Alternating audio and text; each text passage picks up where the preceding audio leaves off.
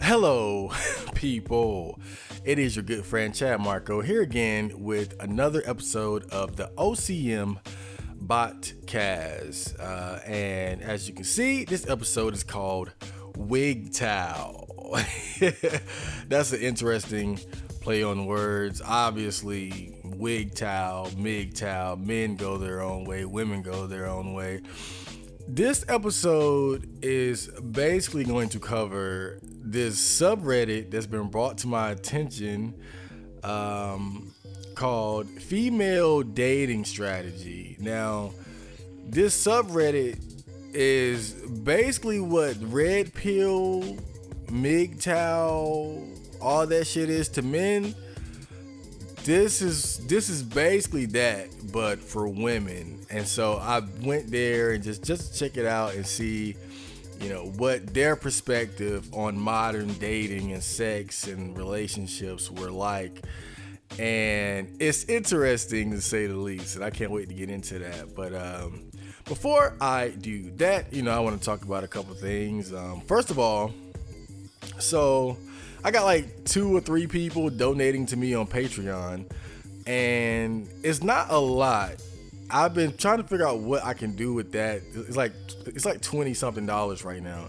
I was trying to figure out what I could do with that would aid the movement. And so what I did was I bought the premium subscription on SoundCloud, which allows me to upload really unlimited music. So, and people have been asking for me to put like the entire albums on SoundCloud, and I could even, I don't know, I'll think about maybe putting the podcast up there too, but I don't know, but this kind of opens up more doors for me on SoundCloud, because now I have unlimited space. I can see, yeah, different kinds of features and stuff like that. So it's just a beautiful thing, because this is probably the first time I've actually found a responsible way to use the money that's been donated to me, other than buying me and Friender some snacks.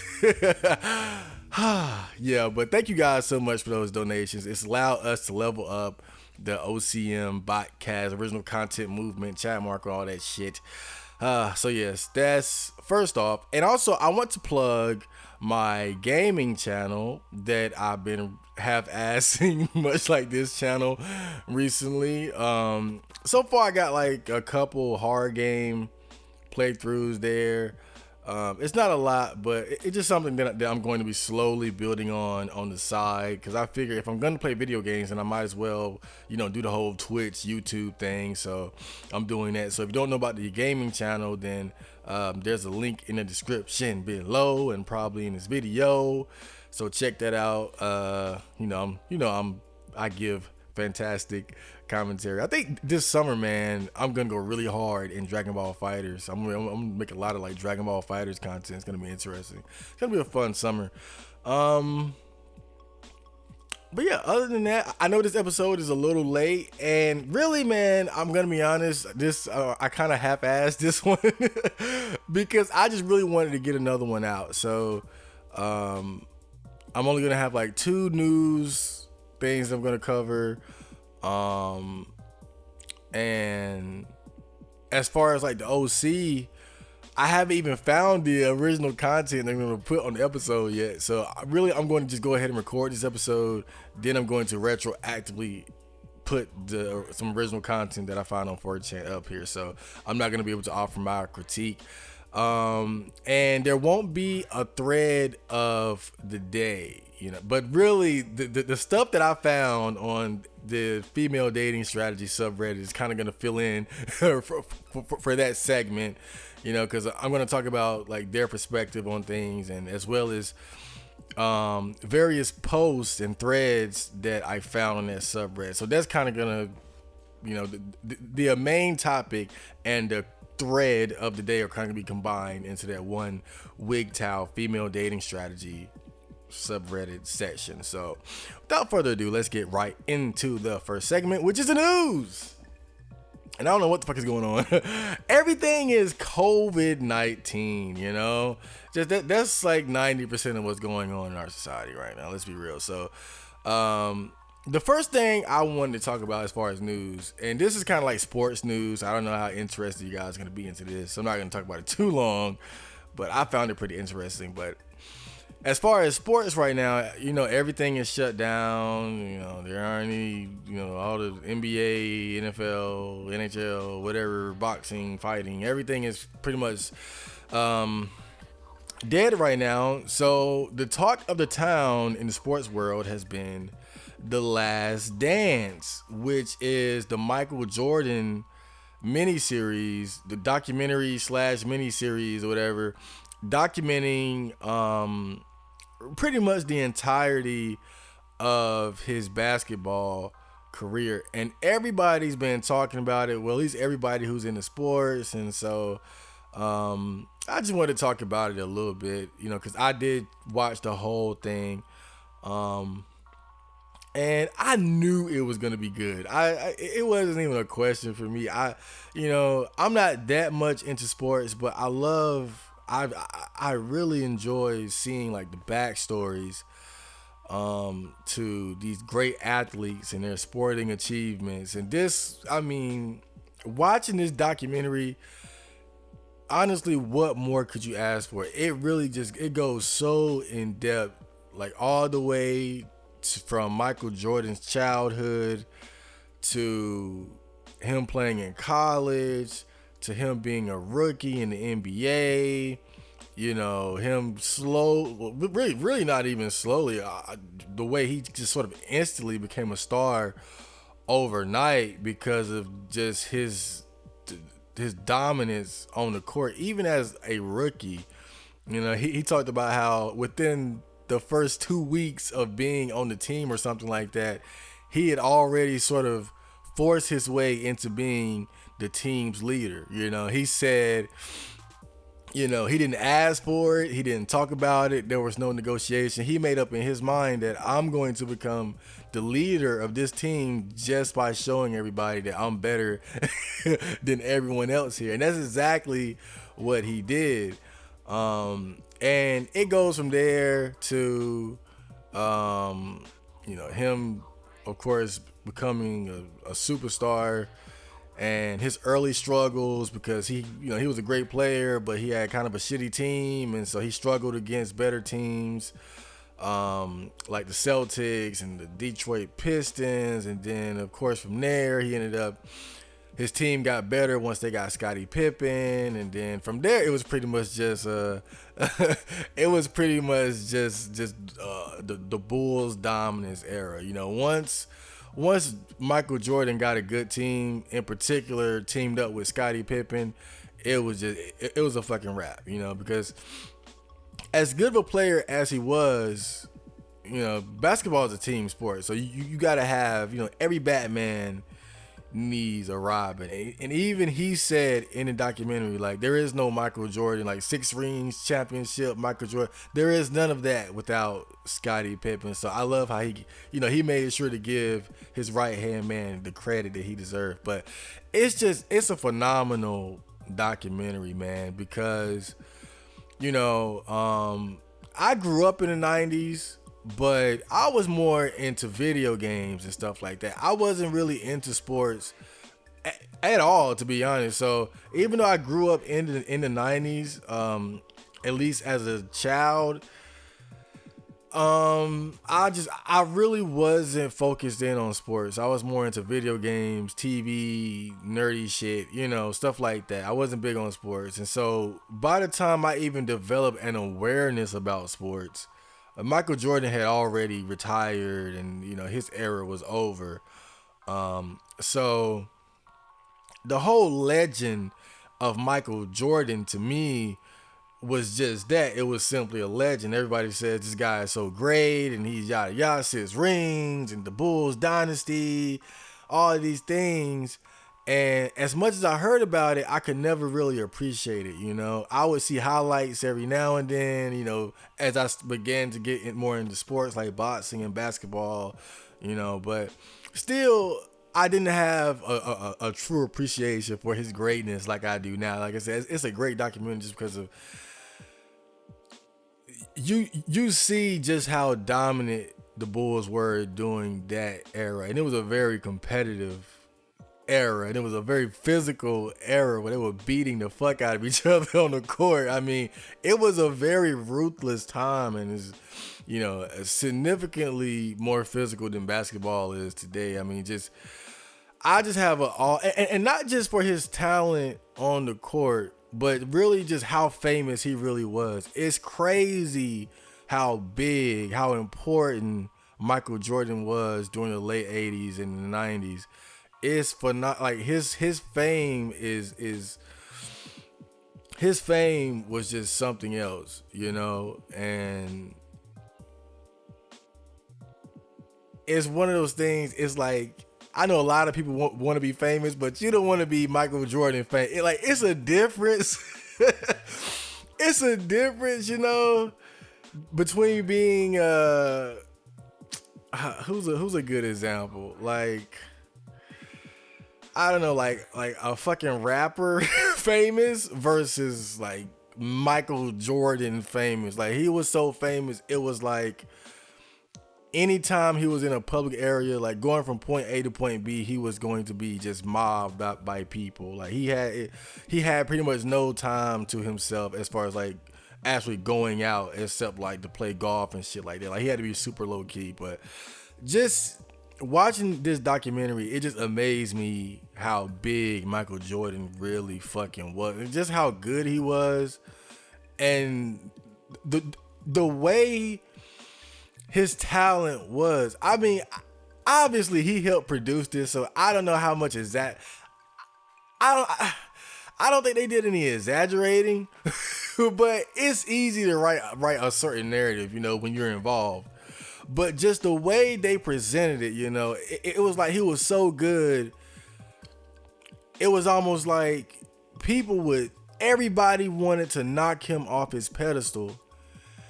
But it's like the second you came knocking, he would wake up and just crush you. That's what made him so amazing on the court, was everybody wanted to knock him down, but the second you tried to do it, it's like he just woke up. He just activated, and it was game over. From like, if he cared enough to bite back, he was going to win 9 times out of 10. And that's one of the things that made him so amazing. But also just seeing his attitude, Michael Jordan at this point has kind of I wouldn't say a bad reputation, but his reputation is much different than not much, but it's certainly different than what it was during the peak of his celebrity. Even during that time, people were kind of finding chinks in his armor. And one of the things in particular was the way he treated his teammates, like just how hard he pushed them to excel and to achieve. And even in the documentary, there was a part where Michael was talking about his mentality and why he did these things, and he kind of started crying. And I don't know, you can interpret like those tears in 2 different ways. Was he crying because like he felt bad because of how hard he pushed his teammates and how much he sacrificed?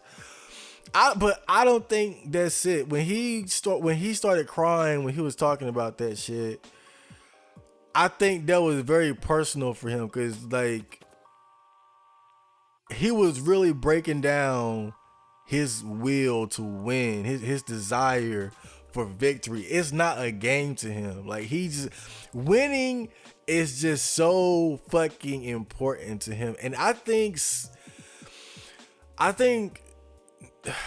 one of the things about people now is that we try to modify our expectations. We now, it's like people feel like it's wise almost to consider the fact that you might lose. Like, just throw losing into the equation, account for that possibility, right? Like, you may lose. How are you going to deal with that? But it's like with Michael, that was never an option. Losing was never an option, you know. And one of my favorite moments in the documentary is early on when they're talking about when he first joined the Chicago Bulls and they were having a tough game. And pretty much everybody else around him had checked out. But he was the one guy that was like, hold up, like, I know we're behind, but there's still time left. Like, we can win this. Like, he saw the glass half full. That was his mentality, was that if there's an opportunity, if there's time, if there's a chance to win, I'm going to take it.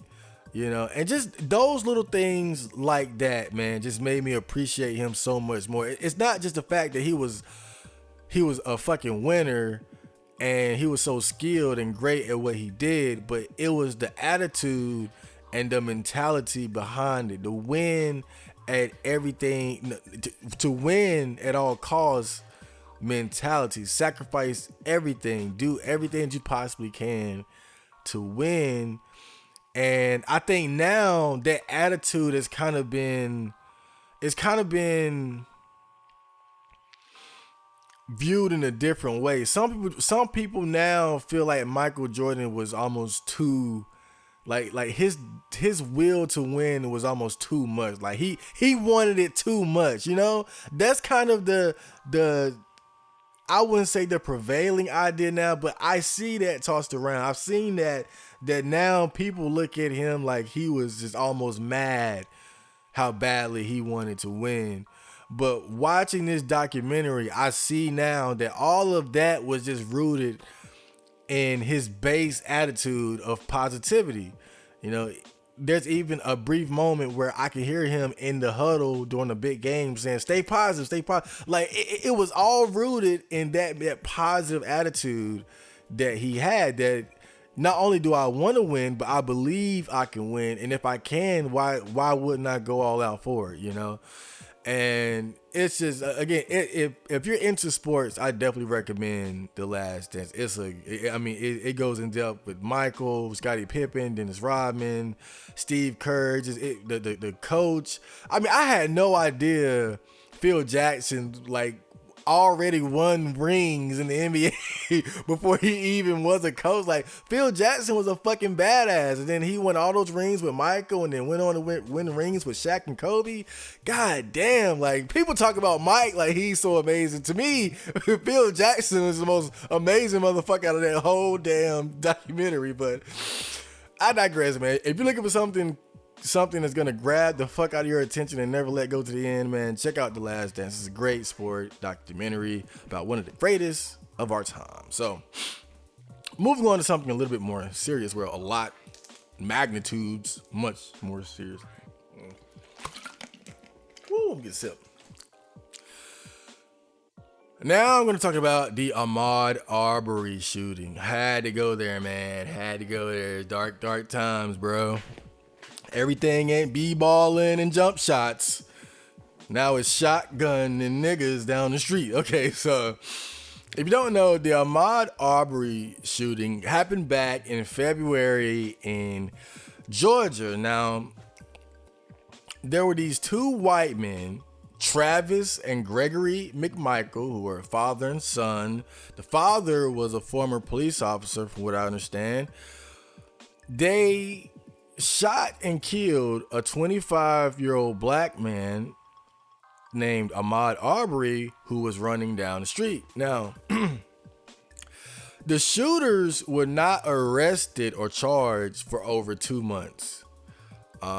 Now, I heard speculation like the prosecutor was friends with McMichaels, who was a former police officer. You know, you start kind of connecting the dots. Like, okay, so like, why didn't this become big news? Like why didn't they get charged or anything? Like how were they able to just kill this guy in the middle of the street and get away with it? Then it's like, oh, he was a former police officer, probably. But that's just speculation. We'll probably never know the truth about that. But then the video is released. It quickly goes viral, and it basically calls the McMichaels version of the story into question, because their side of the story is this: They say that they saw Ahmaud and thought he looked like the person suspected of committing several home invasions in the area. So they grabbed their guns and pursued him in their truck, told him to stop. He didn't, and instead came at them. They tussled for a while. Ahmaud ends up getting shot. Now, Ahmaud's, well, I guess you say his family, his defender's side of the story is that he was jogging around the neighborhood, something that he was known to do regularly. Then the McMichaels confronted him. He tries to evade and or fight them, depending on your interpretation of the video, and ends up getting shot and killed. So this thing has become major, huge news ever since, the video has come out. I was on 4chan and I seen this guy's picture. People were talking about it. I checked out a couple threads just to see what it was about. I started kind of putting the pieces together, like, okay, so this is another one of those cases of, kind of like what, George Zimmerman? Was that his name? Zimmerman? The Zimmerman, Trayvon Martin. This is kind of a similar situation where you kind of have, a gun-ho white. Was Zimmerman even white? I don't think he was white. He was like Mexican or something, right? I don't know. I don't think he was like 100% Caucasian, but kind of a similar situation where you have kind of someone who's taking it upon themselves to be something like a fucking vigilante. They end up confronting a young black man, and the black man ends up dead. And now the black community and people at large are worried about these people actually receiving justice because they believe Ahmaud to be innocent. But it's a very complicated situation. It's not just cut and dry, and that's why there's been all these different debates and shit surrounding it. So I just did a little bit of research just to get the facts, and I'll say this. In my opinion, from what I understand of it, I just did, I watched a few videos, read a couple articles and whatever. So from my understanding of it thus far, I feel like the McMichaels were in the wrong here. Just because of how aggressively they pursued this guy in this situation, and not really understanding his temperament. And I just feel like this is a perfect example of vigilantism going wrong, and that's why a lot of law enforcement and whatnot are against people trying to be vigilantes, because of situations like this where even if you had suspicions of him doing something, right, you have to consider the fact that you are not a police officer. Even though he's a former police officer, you're in a vehicle. You're not in a law enforcement vehicle. You're not in law enforcement clothes. You're in a fucking pickup truck. It's a white dude in the back with a gun. You got a shotgun. You're stepping out. You just telling some black dude to stop. Like, come on. But it's weird shit on both sides of this story, right? Like, okay, they say the guy is all right. So they say, okay, this guy's suspected of stealing shit in the neighborhood or whatever.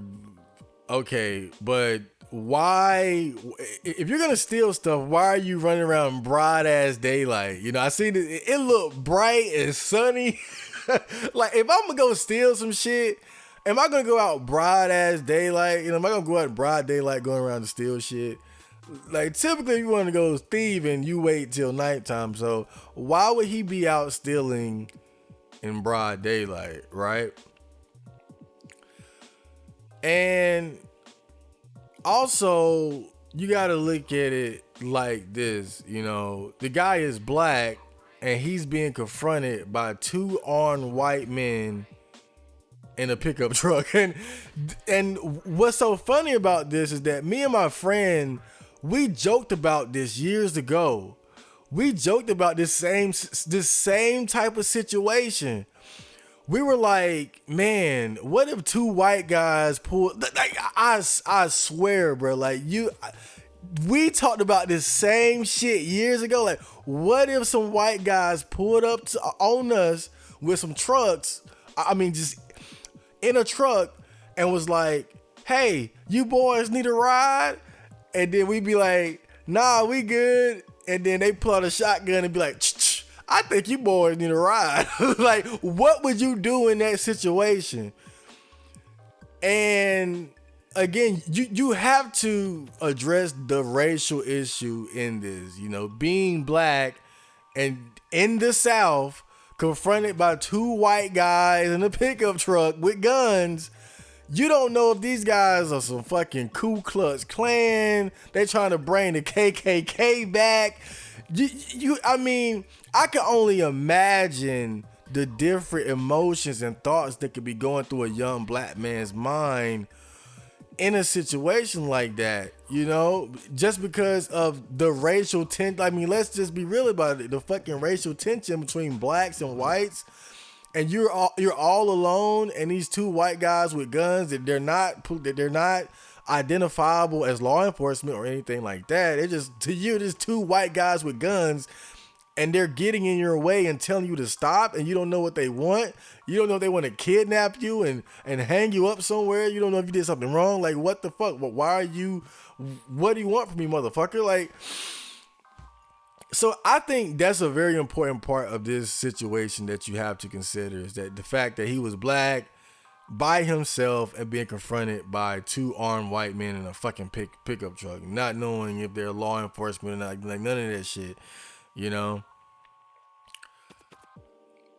But and this is kind of funny. Like, this is one of the first things I saw when I looked on. I think I saw a thread on B about this, and one of the first things I saw was somebody saying, like, "Why are you wearing Timberlands while jogging?" Because in the video you can see that he got on like Timberland boots or whatever. And I was like, because I go jogging a lot. I'm a fucking runner. I like to run. I do that shit. I do like 5Ks every now and then, and I run. And I tell you, man, I ran in some bullshit. I ran in Croc sandals. I ran in Chuck Taylors, man. I ran in some bullshit, but I ain't never ran in no goddamn Timberland boots. I ain't never ran in no boots. And by the time I committed myself to running, I made sure to get proper running shoes. You know, I got me some nice felines to run in now. But from what I understand, that his family is saying, like, he was a runner, like he regularly ran. Like, it's not my place to say just because those aren't the ideal running shoes that he wasn't running in. I mean, I think about it. People in the NBA, players in the NBA played in fucking Chuck Taylors for the longest time, and they are not good ball shoes.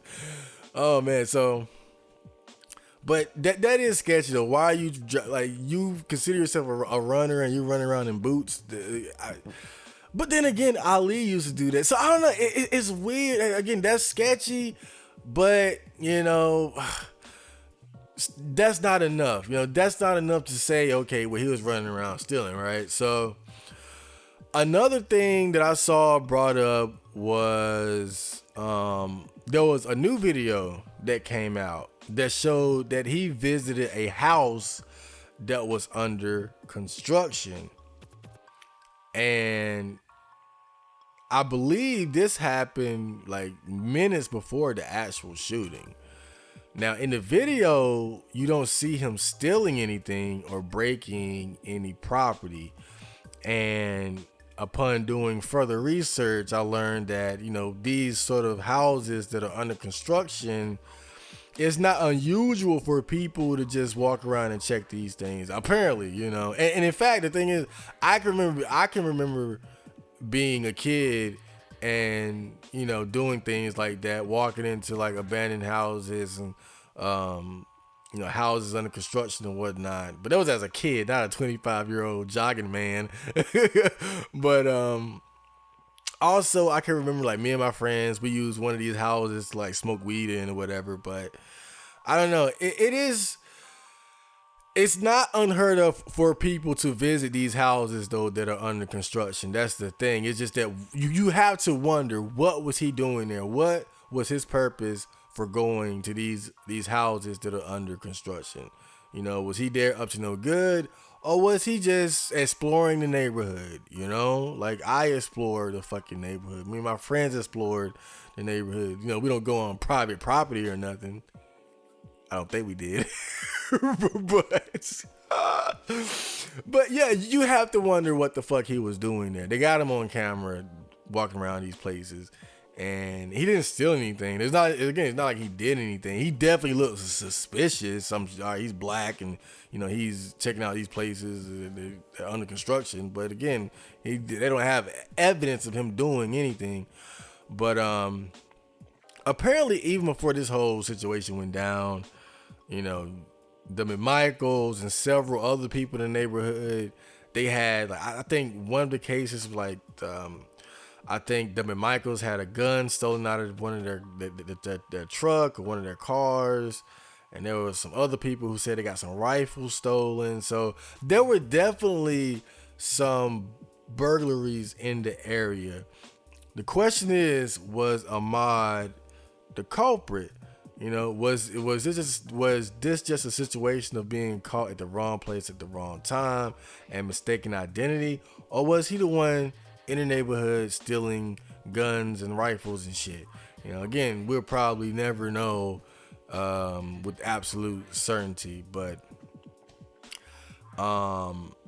yeah. And I believe another thing that I saw, I wasn't able to find evidence of this when I actually looked into it. So, but I remember when I was looking in a thread on 4chan where they were talking about this, several people mentioned how Ahmaud had been, I believe, arrested years ago for bringing a handgun to a basketball game. Because this whole situation sparked up a debate of whether or not the McMichaels were in the wrong or not. So people are presenting their case for or against this idea.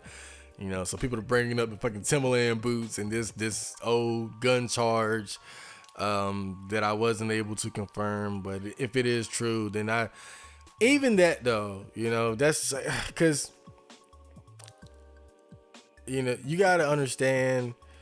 One thing about living in the hood or a bad neighborhood, or depending on what's going on in your neighborhood, it's really not unheard of for young black men to feel like they need a gun wherever they go. Obviously he wasn't supposed to bring that gun to a fucking basketball game or whatever was alleged, but at the same time, being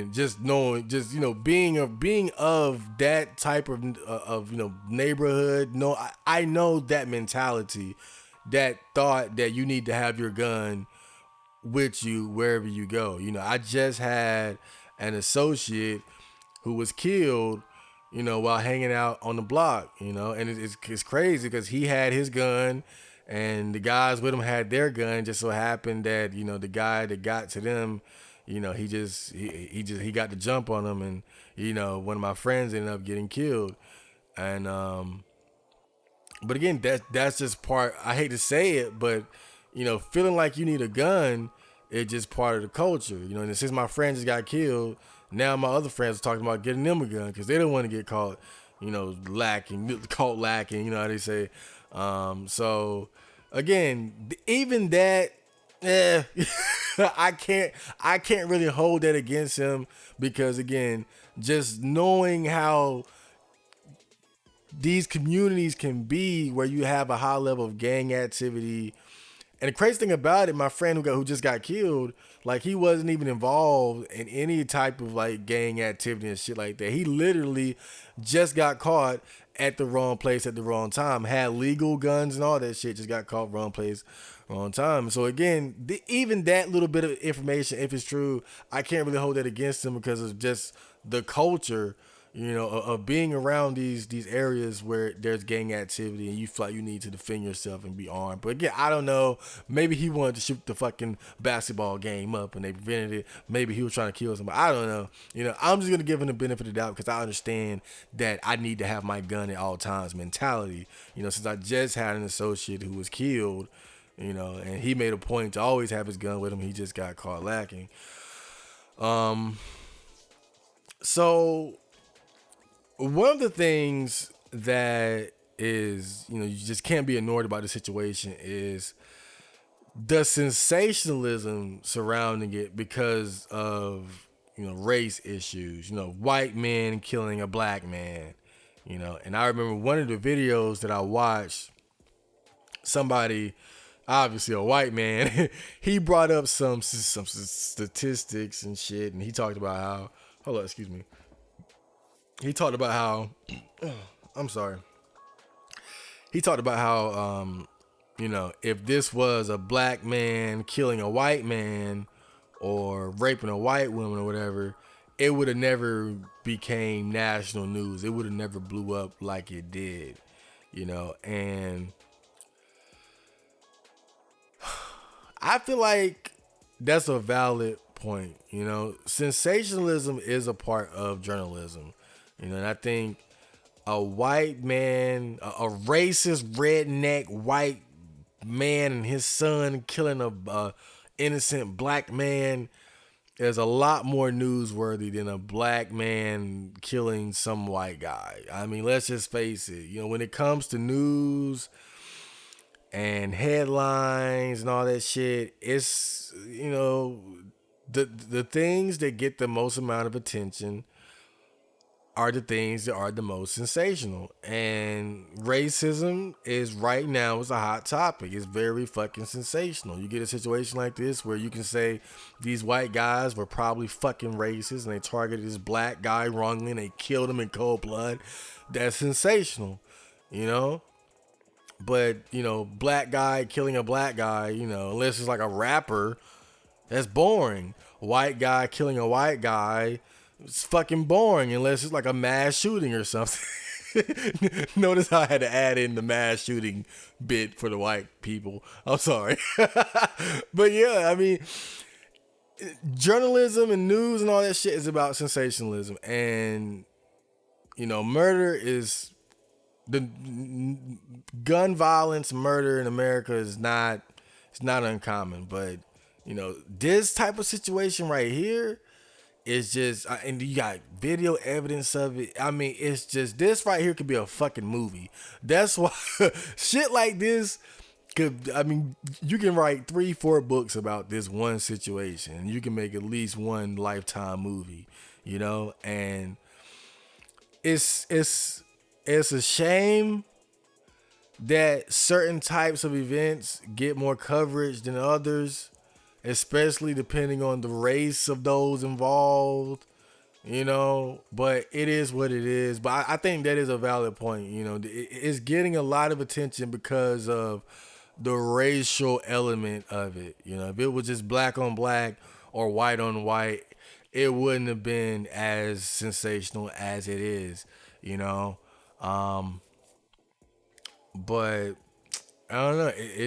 What the fuck can we do about it? That's just the way it is. That's the way journalism has always been.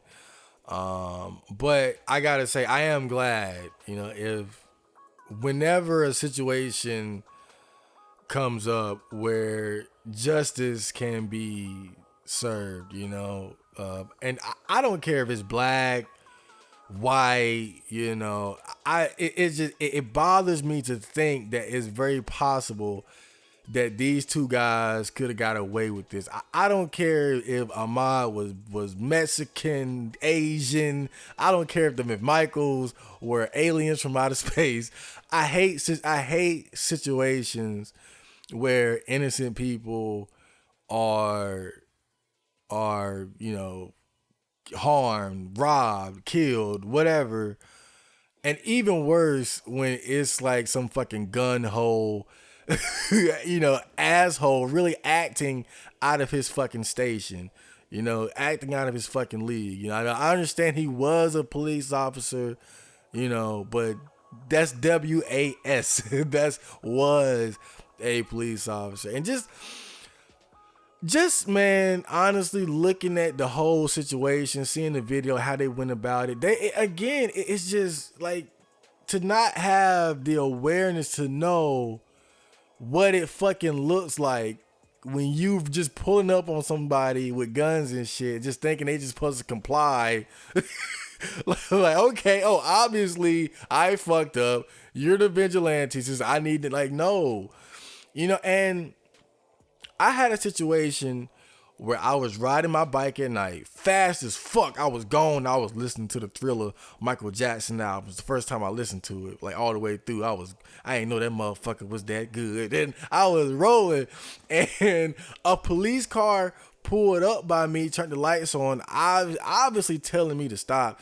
And me not being retarded, I was like, I better slow my black ass down before I get shot out here. So I stopped my bike. The cop came out. We talked. It was all a misunderstanding. It was nighttime. He saw me on the bus. I do think it was a bit of racial. Look, I gotta be honest, bro. Black guy. I had dreads then on a bike. I think he saw me and just thought, nigga on the riding fast on the bike at night. He can't be up to anything good.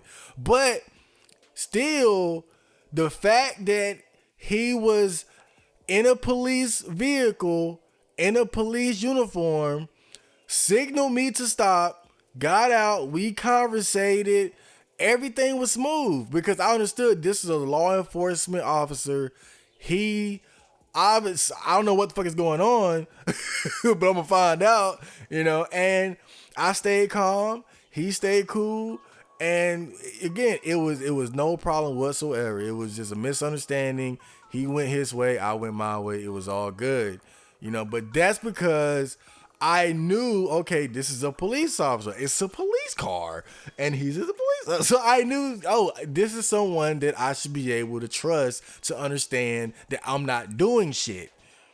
But if he was just a white guy in a fucking pickup truck and there's a white guy in the back with a gun and he got a shotgun, again, you boys need a ride? Like, what the fuck am I supposed to think? And that's what bothers me about this the most. It's just, I understand you want to protect your property, you want to protect your neighborhood, but I feel like the way they went about it was way too aggressive. It was way too aggressive, and they didn't have the presence of mind to consider what Ahmaud would think, seeing them, no police car, no police vehicle, no uniform, just white motherfuckers with guns. They didn't have the presence of mind to even consider that and just come at him that aggressively. Like, stop, I got a shotgun out, stop. Like, come on, bro. That's what I don't like about it. That's what I don't like about that shit. Like, like, even if he did do something, you called him red-handed, he got the fucking, I don't know, the TV, the flat screen, wrapped around one arm and running. All right, you got him. Call the police. Maybe tell him so he doesn't get away. But I think the fact that they went the extra mile to just get that was too much. But again, I have to assume that the father, being a former police officer, he probably felt like he had more authority than he actually did have. I think that's part of the problem too. The fact that he was a former police officer, he probably still had it in his mind. He probably forgot that he ain't got that badge and he ain't got that uniform on. So he was probably a bit more, probably just a bit more gun ho than the fucking average community watch member would be. But yeah, man, it's a fucked up situation. It's a sketchy situation, but I don't really want to cast judgment until all the facts come out, because you never know, they might drop a video and you got Ahmaud like breaking a window open with a hammer. So, like, that's why I don't want to jump to conclusions. But with the information I know now, I'm definitely on the side of Ahmaud. Do I have a racial preference or racial bias? I think that's fair to say. I'm not gonna rule that out, but I feel like I would be on Ahmad's side regardless of his skin color, just because, like, again, just two guys gang up on a guy that's totally unarmed with shotguns, and he's trying to avoid. Like, come on, that's sketchy as fuck. But it's also one more thing I want to talk about with this, and this goes back to the whole racial issue, and I think a lot of people are basically saying, the McMichaels, they're fucking racist. They hate niggers. But I was thinking about this, like, I feel like it's two kinds of racisms, right? I feel like there's the racism, like, I think I'm superior to your race. I hate your race. Fuck your race. I don't give a fuck about the guy who made peanut butter. I don't give a fuck about the accolades of the couple people of your race. Fuck your race. My race is superior. There's that kind of racism. But then I also think there's kind of what I would call subconscious racism, where because of certain stereotypes about groups of people or whatnot, you might have a preconceived notion about them and make assumptions about them that might not be true. I believe that, and honestly, I can say this as a black man, right? If I'm walking down the street and there's a strange white man coming my way, I'm going to be less suspicious of him than if I see a strange black man coming my way. I'm more suspicious if I see a black, like I'm more on alert around my own race than other races. And you can call me Uncle Tom, you can call me this and that, but that's just facts. And I guarantee you, if I ask my friends, people I know, if they're going to be totally honest, they probably feel the same way. More than likely, when you see a strange black person that you don't know, you're going to go on guard and alert. I'm not saying that I don't go on guard around other races. It's just that I notice that I feel, it's almost like I just feel like I'm less likely to be attacked or harmed by other races, And I don't think I'm crazy for feeling this way because, again, like I just talked about, I had a friend who was just killed. Who killed him? Somebody who was the same color as him. Everybody that I know who has been killed or robbed, who did it? A black person. And I'm sure if I ask my friends and my family, if you ever been robbed, you know somebody who been robbed or attacked, any type of confrontation, like any sort of strife in your life with the lives of people you know, who was the cause? A black person. Now, I'm not saying that, of course, only black people do this. It's not that.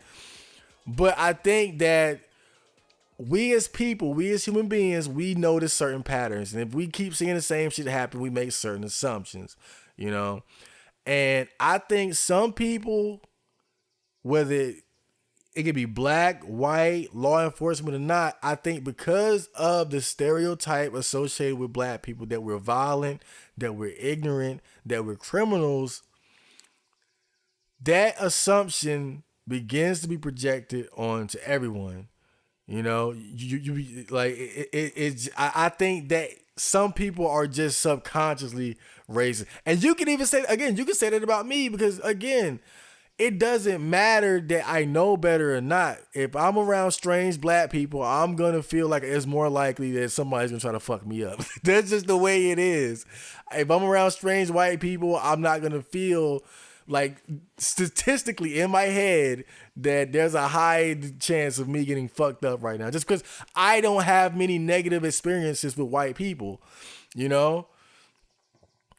And again, part of it is a proximity issue. Obviously, being black, I live in a black area, so it's only natural that most of the people that do me wrong or do people wrong around me are gonna be black. But there are also white people around here as well, But again, I think that's part of it too. I think the stereotypes associated with black people causes subconscious racism, where because of this pattern of seeing black criminals and black deviants and black this and black that, he done shot this place up, he done robbed that, and I think you begin to subconsciously become alert or suspicious of blacks, and I think that might be a fact here. If they are not overtly racist, as in I hate blacks, then I still think it's likely that because of seeing a lot of black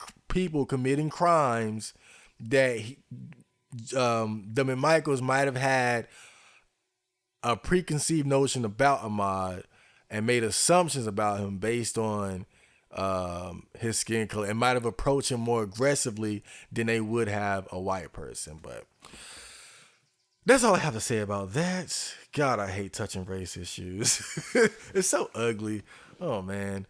Let's get back to the fun stuff, right? Like fucking bitches and hoes. So next is gonna be a bit of OC that I don't know what it is yet. And then after that, I'm gonna get into the main topic. Stay tuned.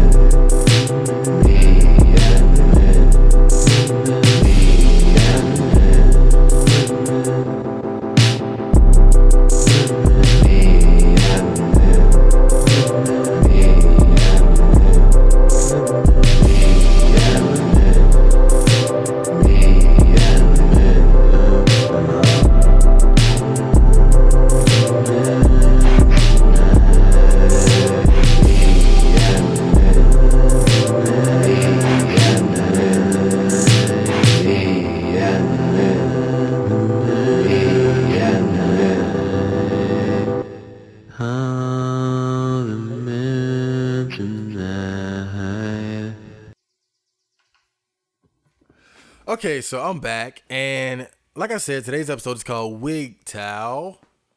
Women go their own way. But really, this is about the female dating strategy subreddit, and it got brought to my attention because of a post on R9K where they were talking about, I don't know, really, there have been a couple threads talking about this subreddit, and so I checked it out,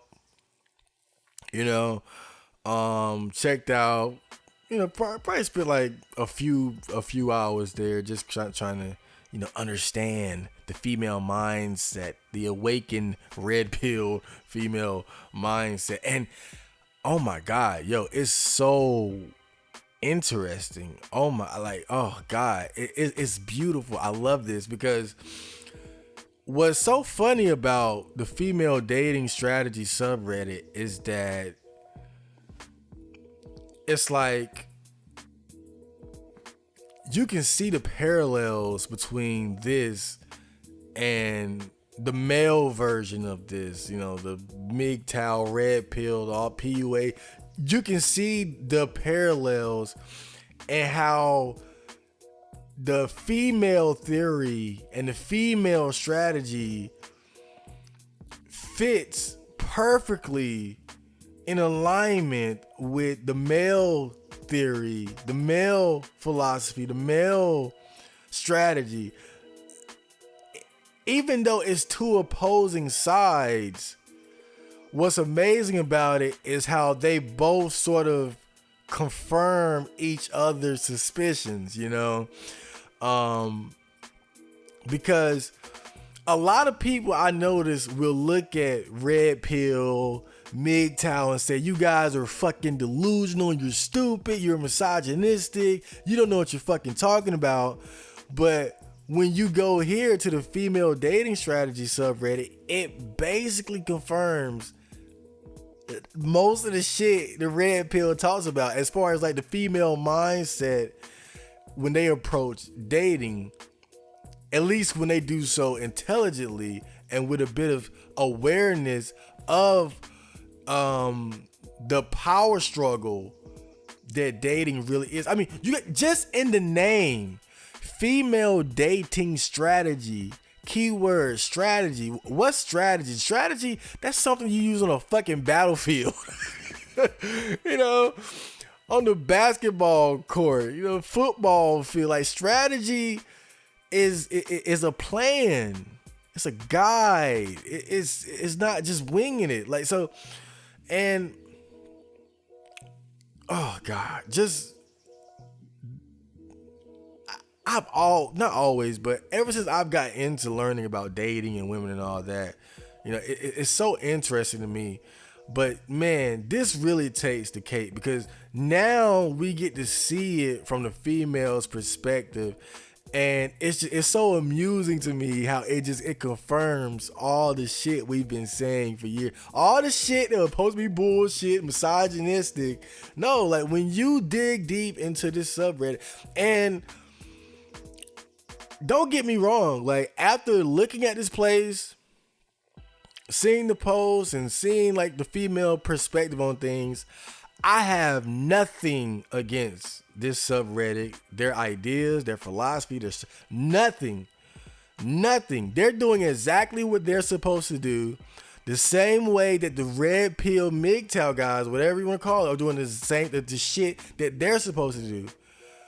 These are both sides of the same coin. And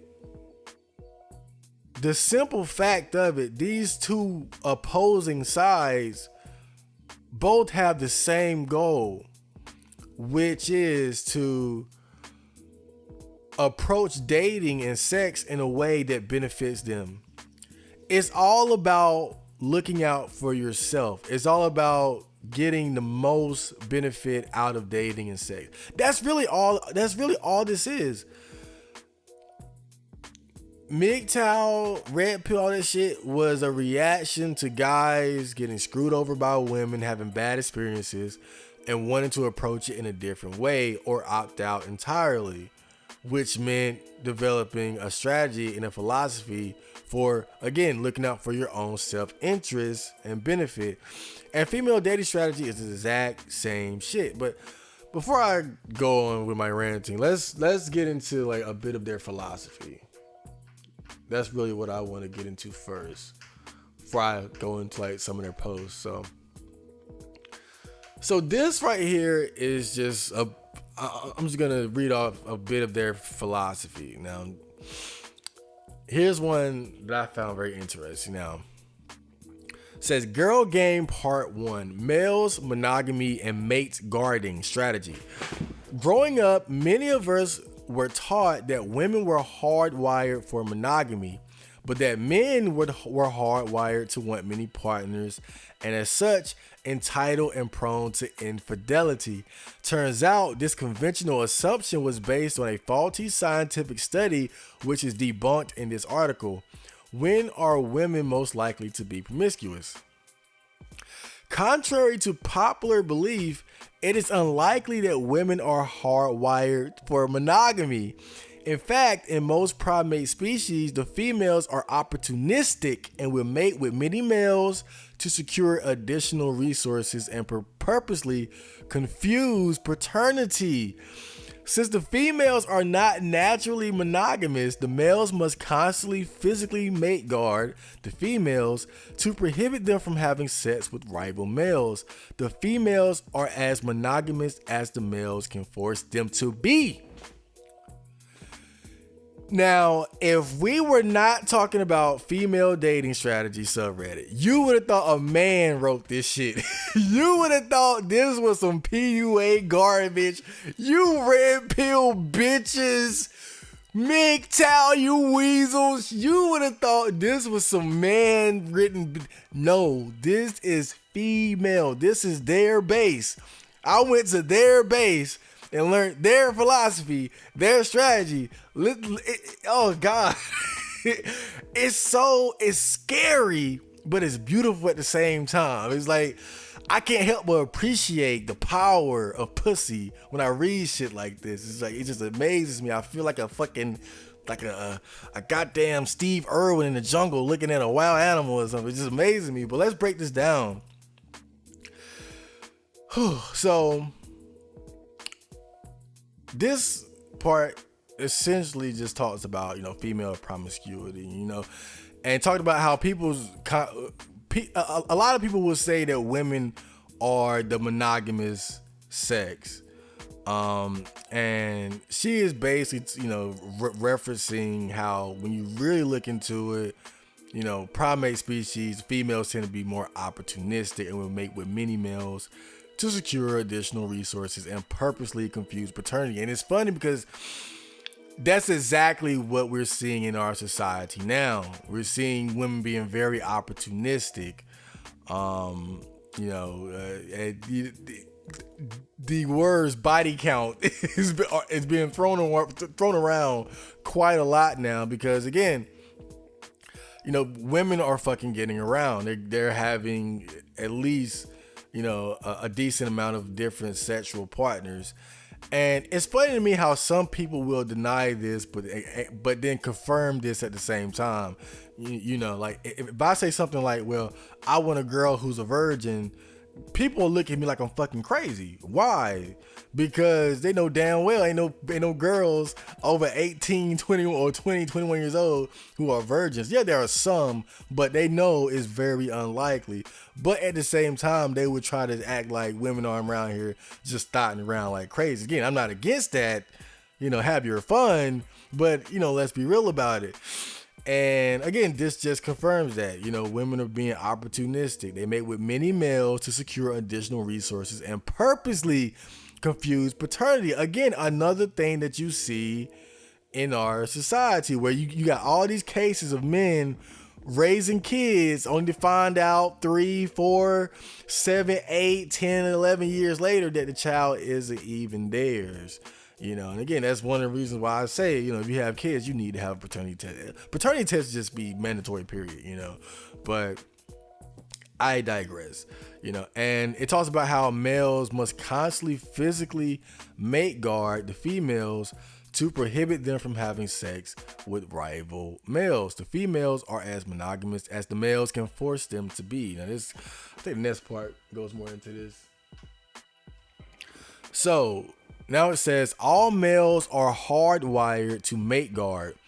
In a few primate species, such as chimpanzees, the males have resorted to abusive tactics such as rape and assault to intimidate the females into remaining monogamous. This is very similar to humans. Pervasive patriarchy and misogyny lessens the burden of male mate competition. Why? Because it's easier to bully a woman into submission and cripple her ability to be independent of men in society than it is to fight off competing males. Enforcing monogamy and dependence in females lessens infighting between males and increases infighting between females. Instead of males competing for access to females, the females must compete to secure resources from a singular valuable male. In actuality, it would be more advantageous for women to secure many resources from the many available males. This role reversal allows men to have the advantage and energy to pursue other females while still maintaining ownership of single female. God, I mean, this just speaks volumes. This goes back to another thing that we always talk about, how the sexual revolution essentially liberated women from the chains of monogamy and the quote unquote pervasive patriarchy. you would think, oh, marriage and monogamy, that benefits the women, right? But in all actuality, that structure benefited men more because it limited females' ability to acquire resources from many different men. And again, it lessened competition between the men because now now it's like, okay, well, yeah, like I want my girl, I want to get married, whatever. But when the structure is one woman for every man, again, that's less competition. But when you allow women to be the way that they really want to be, then I don't want to be with you. I don't, I don't want to be with your beta male ass. I don't need you. I got my own money, so I'm gonna be with this guy who has even more money than me, and he's way more attractive than you. So again, this is just another thing that we've been talking about forever, how the sexual revolution benefited women way more than men. Everything before that was simply a limiter on female sexuality. It's like when Goku is about to fight Piccolo in the world tournament, and before they fight, he had, or during the fight, he takes off the weighted clothing, or the shirt weigh 100 pounds and the wristband weigh 20 and the boots weigh 50. Like, that's pretty much what the sexual revolution did for women. It took all the weight off and allowed them to fight at full power, because now they can take full advantage of their value or the value of pussy. Because now, instead of pussy being evenly of course not perfectly evenly distributed amongst the males, now that's all gone. Now the women can distribute it as they please, which means, hey, I don't care if all 50 of us want to fuck this one guy. That's just how it's gonna go. But that means 49 guys ain't gonna have no pussy, at least for a while, at least while they're fucking with this one guy, but I mean, the language here is just so ruthless and brutal. It will be more advantageous for women to secure many resources from the many available males. Oh my God. I mean, that's so cold. It's so cold-blooded, bro. But I love it. It's so beautiful because it's so cold, but it's beautiful at the same time. I mean, I'm just in awe. I'm in awe of the power of pussy. I gotta be honest. Let's move on. So, it is also why the concept of gold diggers and hoes is so demonized in society. It thwarts male control over the natural opportunistic female mating patterns. Even so, hoes and gold diggers are often successful in securing, their desired partners. This is because hoes and gold diggers are great at seizing opportunities and triggering the male mate guarding instinct. How can women use this to their advantage in dating? You must at all times trigger the male mate guarding instinct. What the hell did I eat? 1. Keep your options open always. Instead of women desperately pursuing a relationship with a single male, you maintain several which are beneficial to you in different ways. Although at this stage, you shouldn't allow sexual access. 2. Go on dates where you're likely to encounter a lot of male mate competition.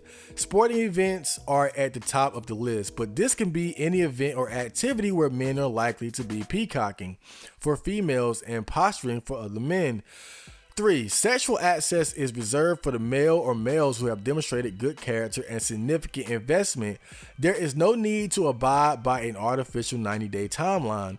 You withhold sexual access until you can safely assure the encounter will be to your tangible benefit.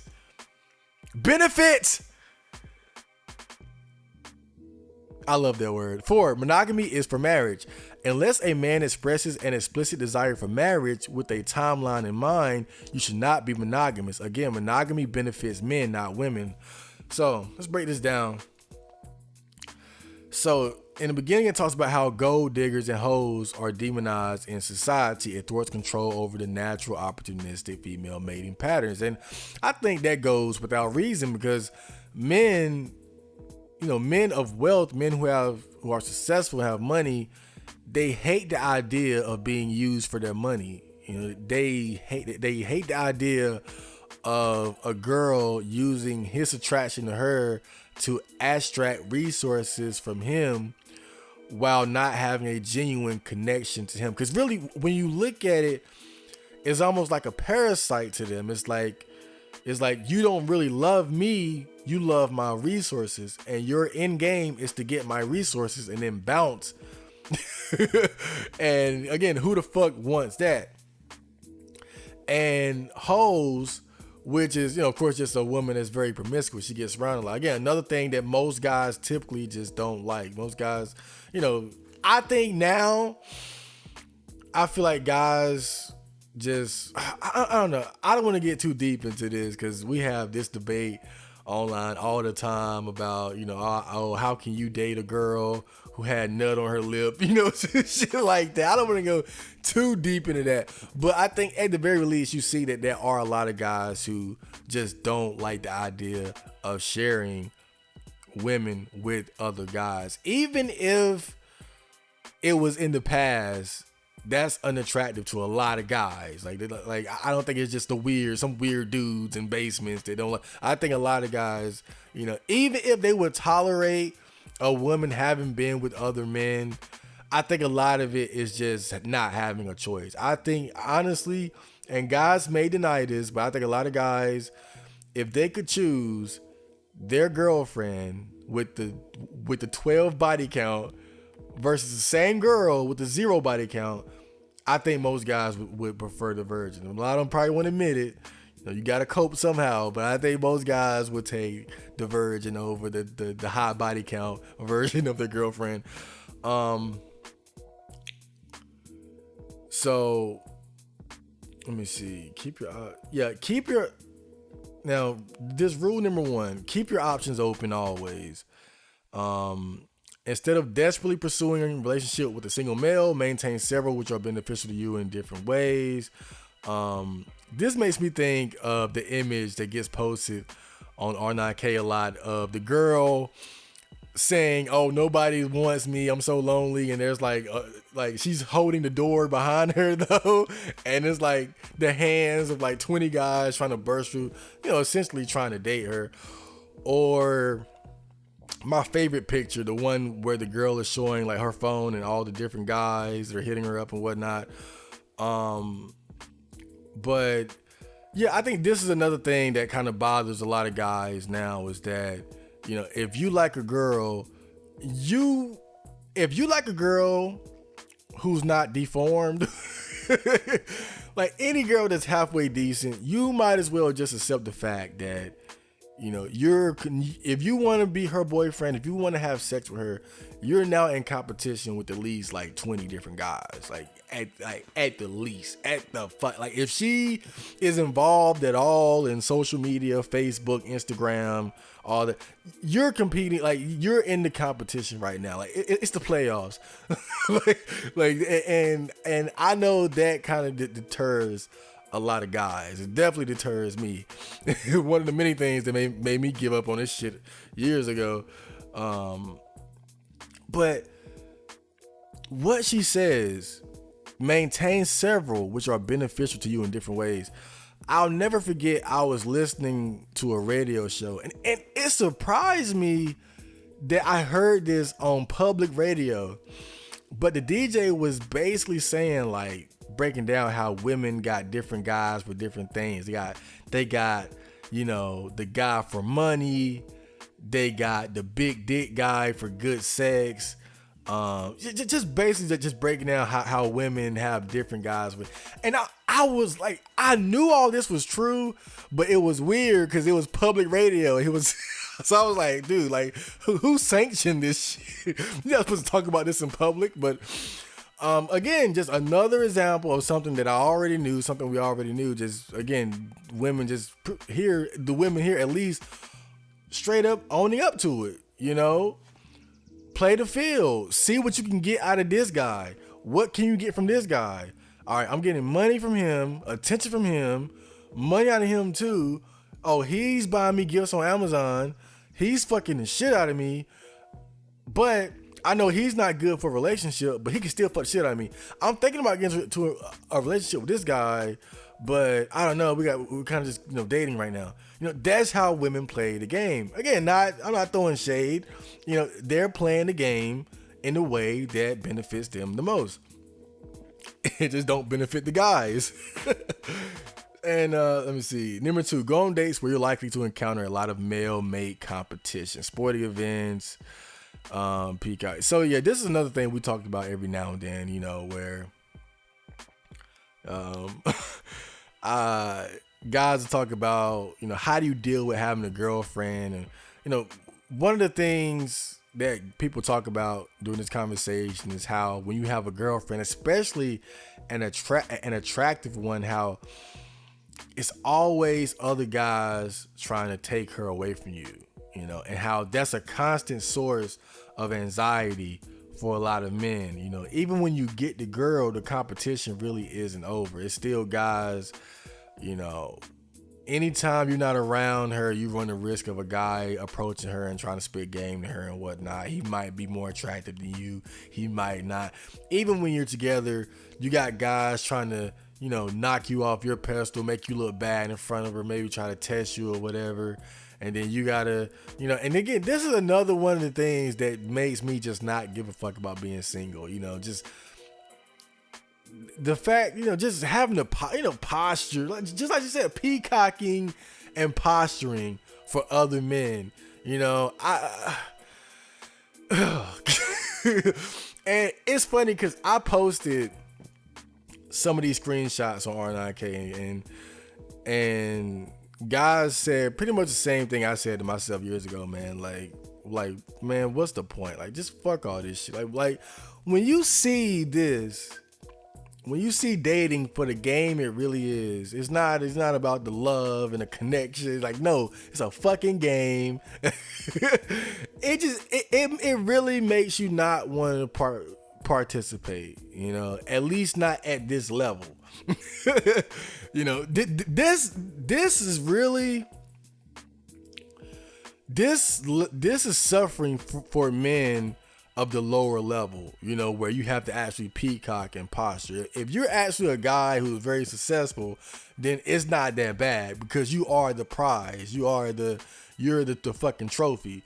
So it's like you ain't got to do much posturing and peacocking when the bitch knows she's not gonna do better than you, But I think being an average guy or anywhere around there, knowing how replaceable and expendable you really are, you feel the need to posture and to boast and to show off and all that shit. And again, that's why I don't even try, because I know, like, that's not my way. That's not how I want to roll. I don't want to walk around, I don't want us going out have to be me fucking going Super Saiyan everywhere. It's like, well, come on, man. It's just not something I want to deal with. And number 3, sexual access is reserved for the males who have demonstrated good character. And this is another thing guys talk about, how women use sex as a bartering chip within a relationship or before the relationship. Oh, you'll fuck me after these conditions are met. The way they sort of, oh, I have the pussy, I'm going to ration it out the way I see fit, just to make sure you're benefiting me the way I need you to benefit me. Again, very savvy, very intelligent, exactly what women should do.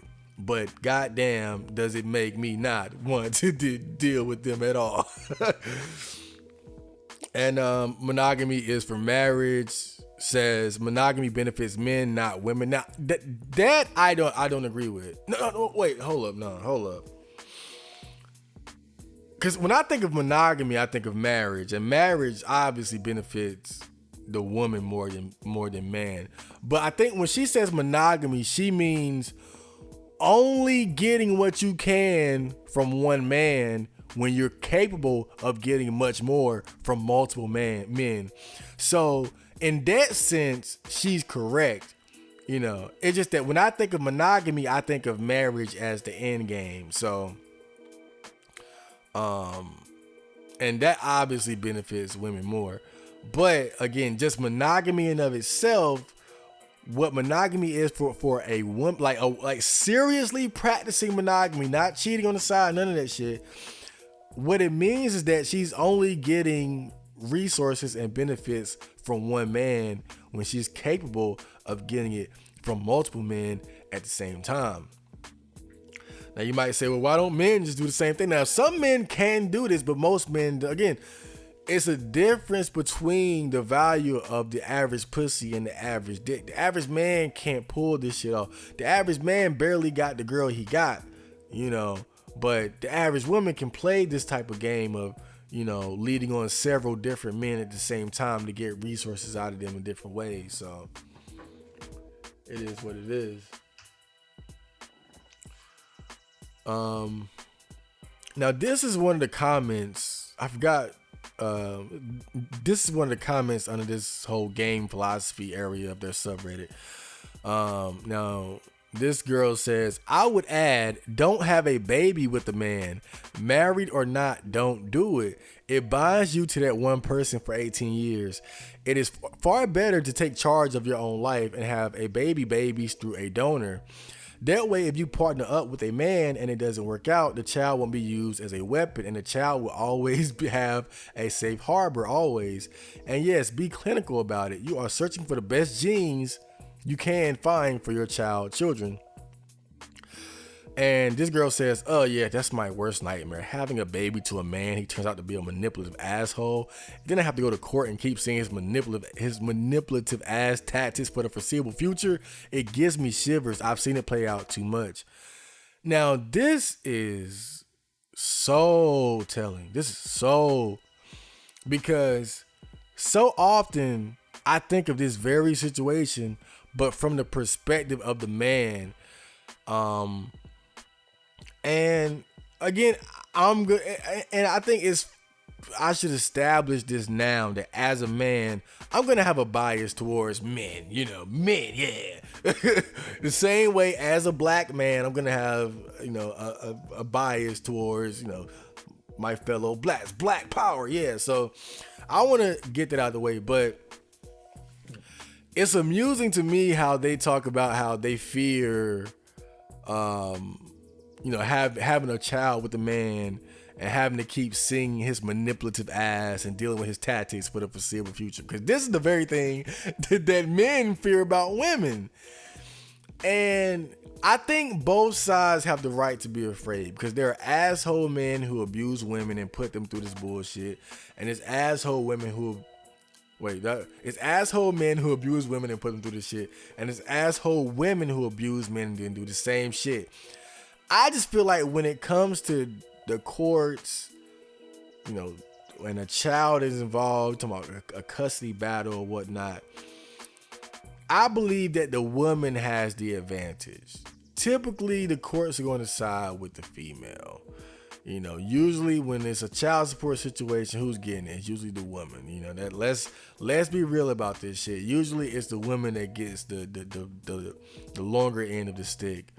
But that doesn't invalidate the concerns of the women either, because again, not all women are demonic creatures, trying to suck your blood. They just want to suck your resources from evidence from this subreddit.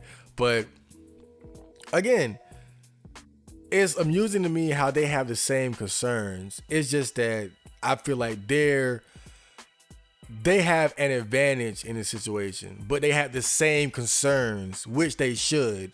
It's just funny to me because I got a friend who just got a crazy girl pregnant. I mean, she is bonkers.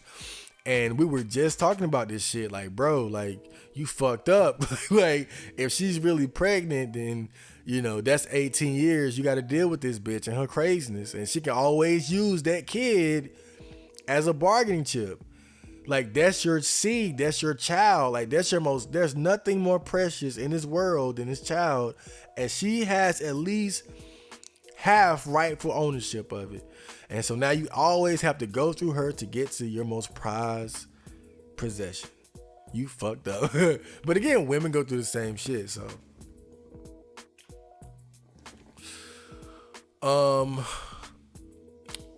Yeah, this is another comment under that game philosophy area. Game philosophy thing. And it says, I did this and it got me a ring. It was also, hold on, I forgot exactly what this was referring to. It was one of the game articles though. I'm sure I figured it out as I read it. I kind of got lost there, but here we go. I did this and it got me a ring. It was also the single most powerful tool I had in vetting men and attracting my husband. Here's what I did. I behaved in a receptive way. I allowed myself to be pampered, taken care of, etc., but I always showed gratitude and poise when men gave me resources. I never put myself down, you're so sweet, I don't deserve this, but instead always put an emphasis on how his actions made me feel. Oh, you're so sweet, you make me feel wonderful. I would push subtly for men to contact me and treat me in ways I felt were the best to get to know him and establish intimacy. For me, this was phone calls. Instead of stop texting me, I don't like it, I said things like, when a man calls me, it makes me feel very cherished. They would call. I never outwardly said I was dating other men, not sleeping with, but I would always tell the truth when asked. Yes, I'm dating other men. It's important for me to continue to date because marriage is a decision that cannot be made lightly. When my husband asked me to be his girlfriend, I said no, and I then restated what I wanted. I said that I thought he was incredible, but a committed relationship without marriage wasn't what I was ultimately looking for. He was perplexed and a little upset at first, but he came right back with a vengeance. He took up all my time. He made it impossible for me to make plans with other men because he was so busy trying to keep me from ever meeting them. He figured out my game and called me out on it several times, and learned how to win it. From the initial I don't want to date unless it ends in marriage conversation to the ring. It took 8 months for a proposal. I essentially went from single to engaged. Oh, let's clap, bro. You gotta give it up. Now remember why I say this. This girl was a fucking genius. The part to really pay attention to here is that when my husband asked me to be his girlfriend, I said no. And I then restated what I wanted. I said that I thought he was incredible, but a committed relationship without marriage wasn't what I was ultimately looking for. He was perplexed and a little upset at first, but he came right back with a vengeance. Now, remember what I said earlier. Monogamy does not benefit women the way marriage does. It's a difference. Her husband was trying to get monogamy without marriage, which means he can mate guard her, keep her to himself without the commitment, without the full commitment, like the ring. You get half my shit if I leave you commitment, not just fake ass girlfriend boyfriend commitment, which is honestly what I want. but she said no, hell no. If you want me to stop dating other men, you have to marry me. I'm not into this girlfriend boyfriend shit. You want me to stop sucking other niggas' dick? You need to put a ring on it. He took up all my time. He made it impossible for me to make plans with other men. So he was sprung on this girl. He was very attracted to her. He liked her a lot, but he wasn't ready to make the ultimate commitment. But she has him under her. She had him under her spell to such a degree where he was already trying to mate guard her. It bothered him. She's out there dating other guys, talking to other guys. I want her for myself. What do I need to do that? I gotta marry her, propose, boom. And again, I'm not saying I don't want to make it look like, you know what, fuck it, he lost. He won, but he lost. I'm not saying it like, because she might very well be a great, trustworthy, strong woman, the best woman on earth. But again, my philosophy now, the same way women have their philosophy, which is to always benefit themselves, my philosophy is to always benefit myself. And when you look at guys who claim to be red pill MGTOW, marriage isn't even on the table. It's not even like, fuck that shit. Because again, that doesn't benefit the man. It's all about benefiting yourself. And so if you look at it in like a romantic lovey-dovey sense, nobody won or lost, so to speak. There's two people who love each other and came together. But if you look at it from a strategic standpoint, the woman won and the man lost, because in order to get her commitment, in order to make guard her safely, he committed in the ultimate way, which was to propose and make her his wife, which also means that if she so chooses to leave him, she gets half his shit. She gets half his stuff.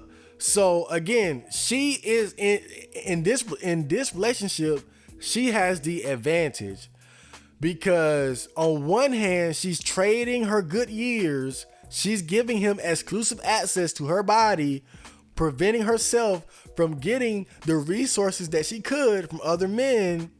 But at the same time, her future is still secured, because by marrying her, she knows that if he decides to leave her, she gets half his shit. So even though she invested her youth into this man, at least she knows that she still gets at least some amount of the resources that she would have been able to get from other men had she not committed to this man. So she won.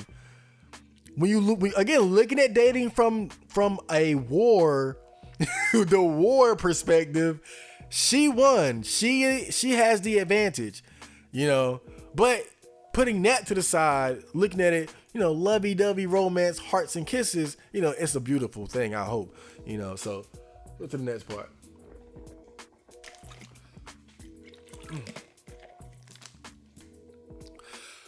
So this girl says, go on dates where you're likely to encounter a lot of mate competition. She's quoting the game article there. And she says, purposely helping set this up this weekend. My friend is interested in a guy, but we all know women can't ask men out, otherwise they won't value their relationship. Hold up. Excuse me. Ta-da! Enter me. Here, who has invited the most overtly muscular, and the one guy I know for certain is wealthier than my friend's interest, to a casual late afternoon at the pub this weekend. She's going to have plans for the evening, so sorry, can't stay.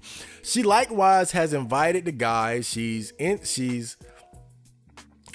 into the pub because he might like one of her friends, and she will phrase it like that, making him think it's a group of girls he's meeting with some undertones of friend zoning. Little does he know, all said friends are uninterested, and there will be several guys pleasantly surprised at getting to talk to my hot friend in front of him. Oh dear, I guess he better move on her fast. Her value just went way up. Now, this is an interesting pose, because it's two things that's interesting about this. First, what she says when she says, but we all know, my friend is interested in a guy, but we all know women can't ask men out, otherwise they won't value their relationship. Basically saying and admitting that the person who asks the other person out first is giving the other person power. Even from the beginning stages of a courtship, what we believe to be the simple act of asking someone out isn't so simple. It's a power move. Asking someone out is a power move because it speaks volumes. You're basically saying, I like you so much, I have to ask you to have sex with me, which is really what asking somebody else. You would never ask someone out if you knew with absolute certainty they would never fuck you. Sex is ultimately the end game. I don't care how you want to beat around the bush. That is the end game of asking someone out. And when you ask someone out, you're admitting that, hey, I want to lick your ass. I want to lick your balls. I want you to fuck me. I want to fuck you. Like, you're admitting a lot of personal information when you ask someone out. So you're giving that person power over you because you don't know exactly how they feel. And that's why that part is so important, because she's admitting that. She knows women can't ask men out, otherwise they won't value their relationship. I'll never forget, and I talked about this on one of the earlier episodes, how this one girl had approached me one time and she really came on me really strong. And I'll never forget how empowering that made me feel, because I knew that she wanted me, but she had no idea how I felt. It's like it's like you playing cards with somebody, but you always know what cards they have in their hand, but they never know your card. Like, you're always just gonna feel like you have an advantage because you do. That's an advantage. If you're playing cards and you have a camera set up to see like their cards in their hands and shit, like, that's such a big advantage, because you know when to play and when to fold. Like, you know when to make your moves and when not to. And so even the act of asking out, who does it first, it's a lot of power in there, because you're revealing so much sensitive personal information, and most importantly, how strongly you feel about the other person. And you don't know how they feel until they reveal it to you, and they have their cards up to their chest, and they can reveal it at their leisure. They can be madly in love with you, or you could be just, oh, this is just some ugly ass bitch trying to talk to me. Let me try to get something out of this hoe. And really, the second thing that's interesting about this post is how elaborately, like, just the elaborate scheme she set up to set this guy up to ask out her friend. Like instead of just saying, hey, I like you, you want to date, she had, no, we're going to go to a pub and I'm going to flirt with a bunch of guys and make you jealous enough to try to pursue me. Like just, God, man. I mean, I tend to always just assume that girls don't like me, right? But, sometimes I wonder, man. I wonder just how many girls might have seen me and be like, oh, oh, he's cute or whatever. Might have, gave me just the quote unquote signals or whatnot, and I just totally ignored. Like, I wonder, like, how elaborate girls can really get with this shit, as far as like trying to signal attraction without revealing it themselves. I don't know. Oh God. And this is just a picture, but speaks a lot. Says, how can you tell if he really likes you? If a man is really into you, he will pursue you because he wants you. If he's mildly interested, he will want you to equally pursue him. If he is not interested, he will just let you do all the work. Let him work. Let him chase. Now, the thing about this, I feel like this applies to both sexes. I hate this whole, it's a man's job to this and that. I hate that shit because it's bullshit. It ain't nobody's job to do jack shit. The truth is, and I talked about this when I explained why I refuse to approach girls first. And the truth is, it's all about value. It's all about value. The truth is, if somebody wants you really, really, really, really bad, the best way of showing it is to pursue you. And if they don't really need you badly, badly at all, then The best way to prove that is to not pursue you. But the thing about this tells you the mentality of a female. The way women think is that if he really wanted me, he would pursue me. If he wanted me that bad, he would. And that's the mentality that they live by. But the fact of the matter is, men can live by this mentality as well. And it's just as true. It's just that you're more likely to die a sexless virgin if you adopt this mentality. But it is true. If she really wanted you, if she wanted you that bad, she would ask you out. Let me tell you, and tell me if I'm lying, bruh. And I think it's the perfect evidence of why, again, this whole it's a man's job to blah, blah, blah, it's bullshit. And so celebrity men are the perfect example of how all that shit gets flipped on his head.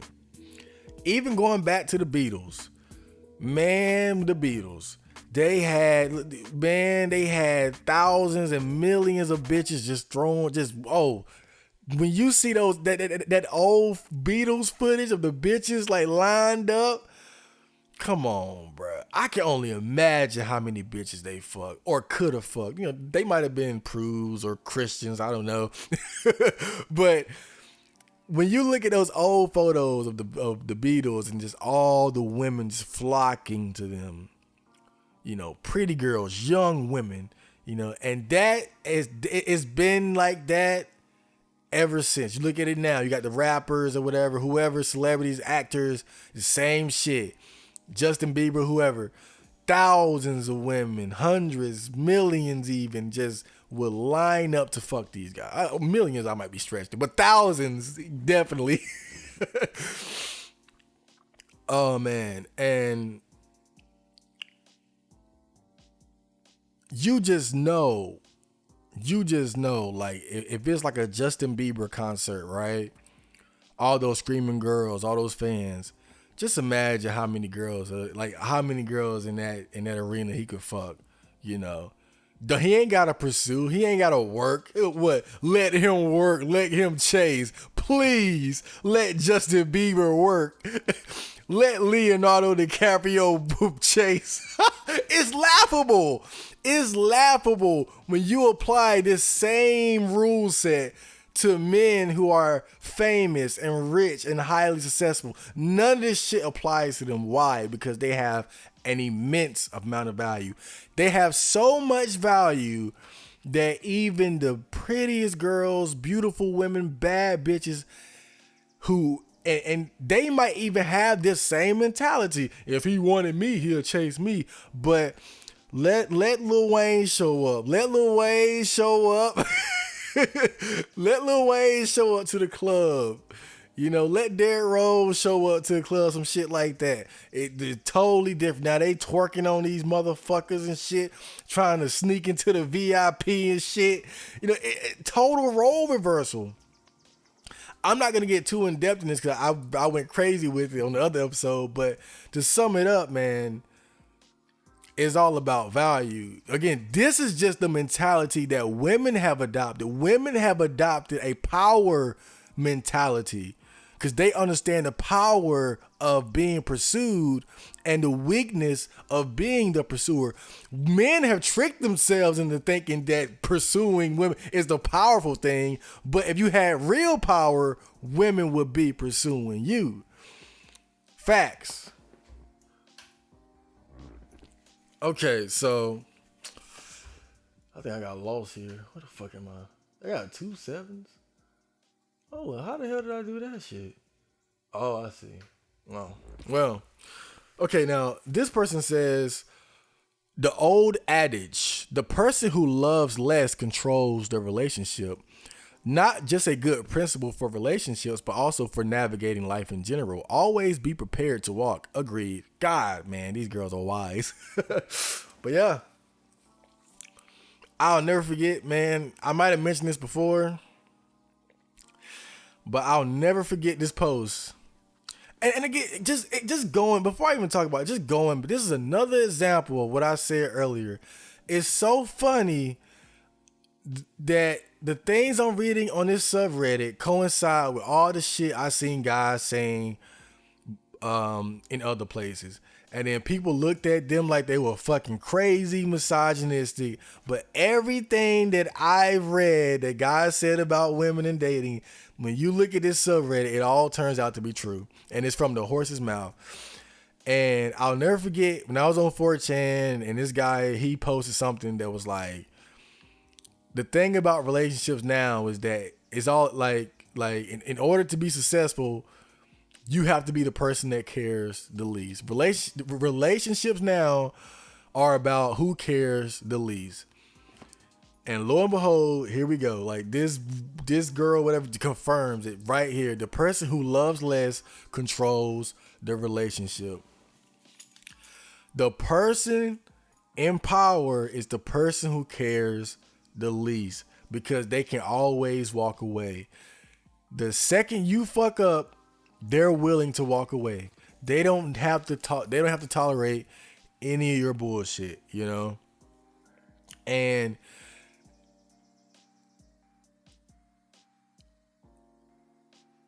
I think it's not just about love, but again, it's about the strategic relationship moves that you make.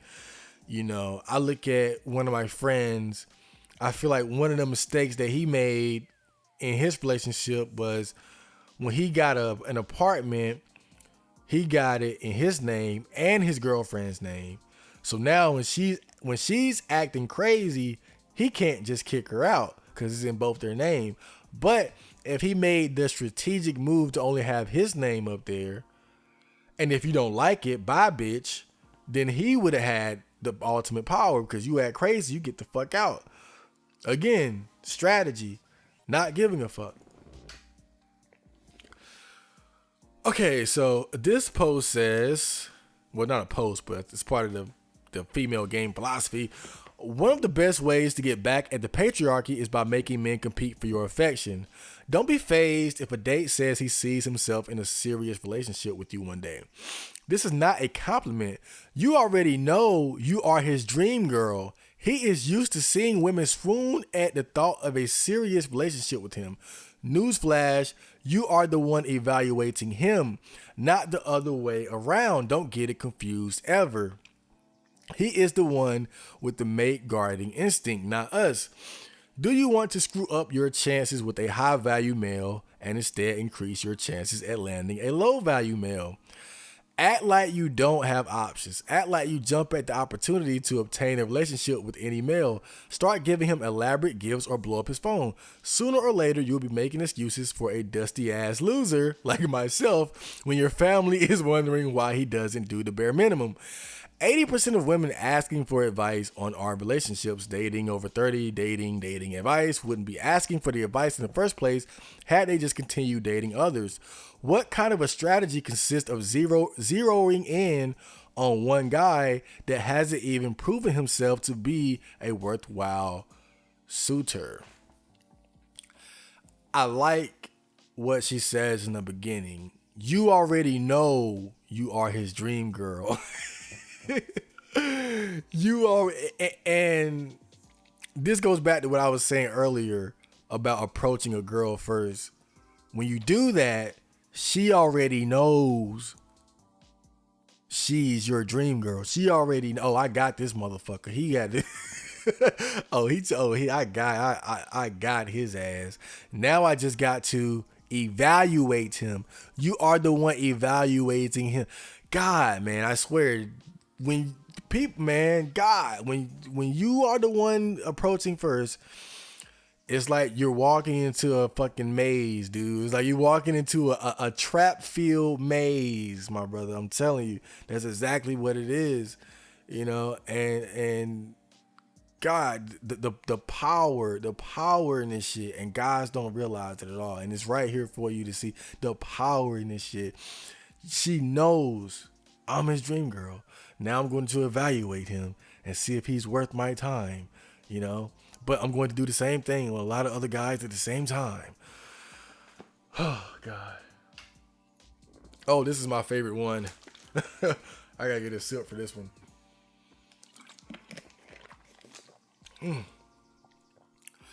So, this one says, now I see some posts here where basically the OP is asking what moves she should make to catch the attention of her crush.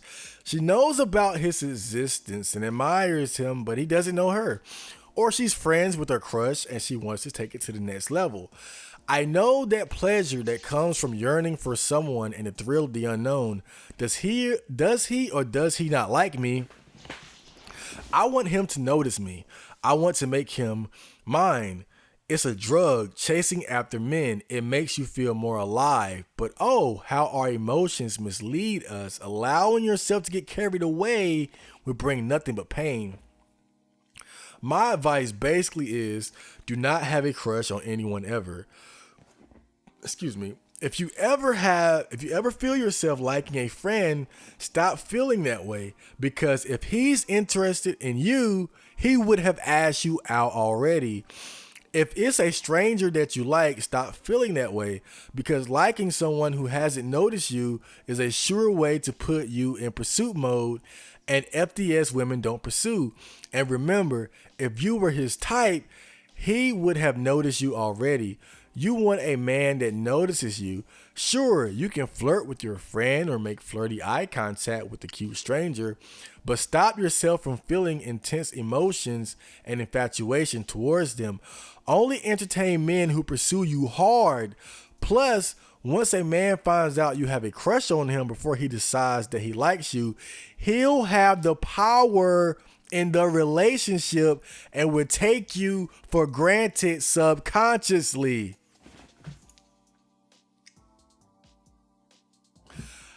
The best course of action is to become your best self and attract men to your life, while at the same time not letting yourself have a silent crush on anyone ever.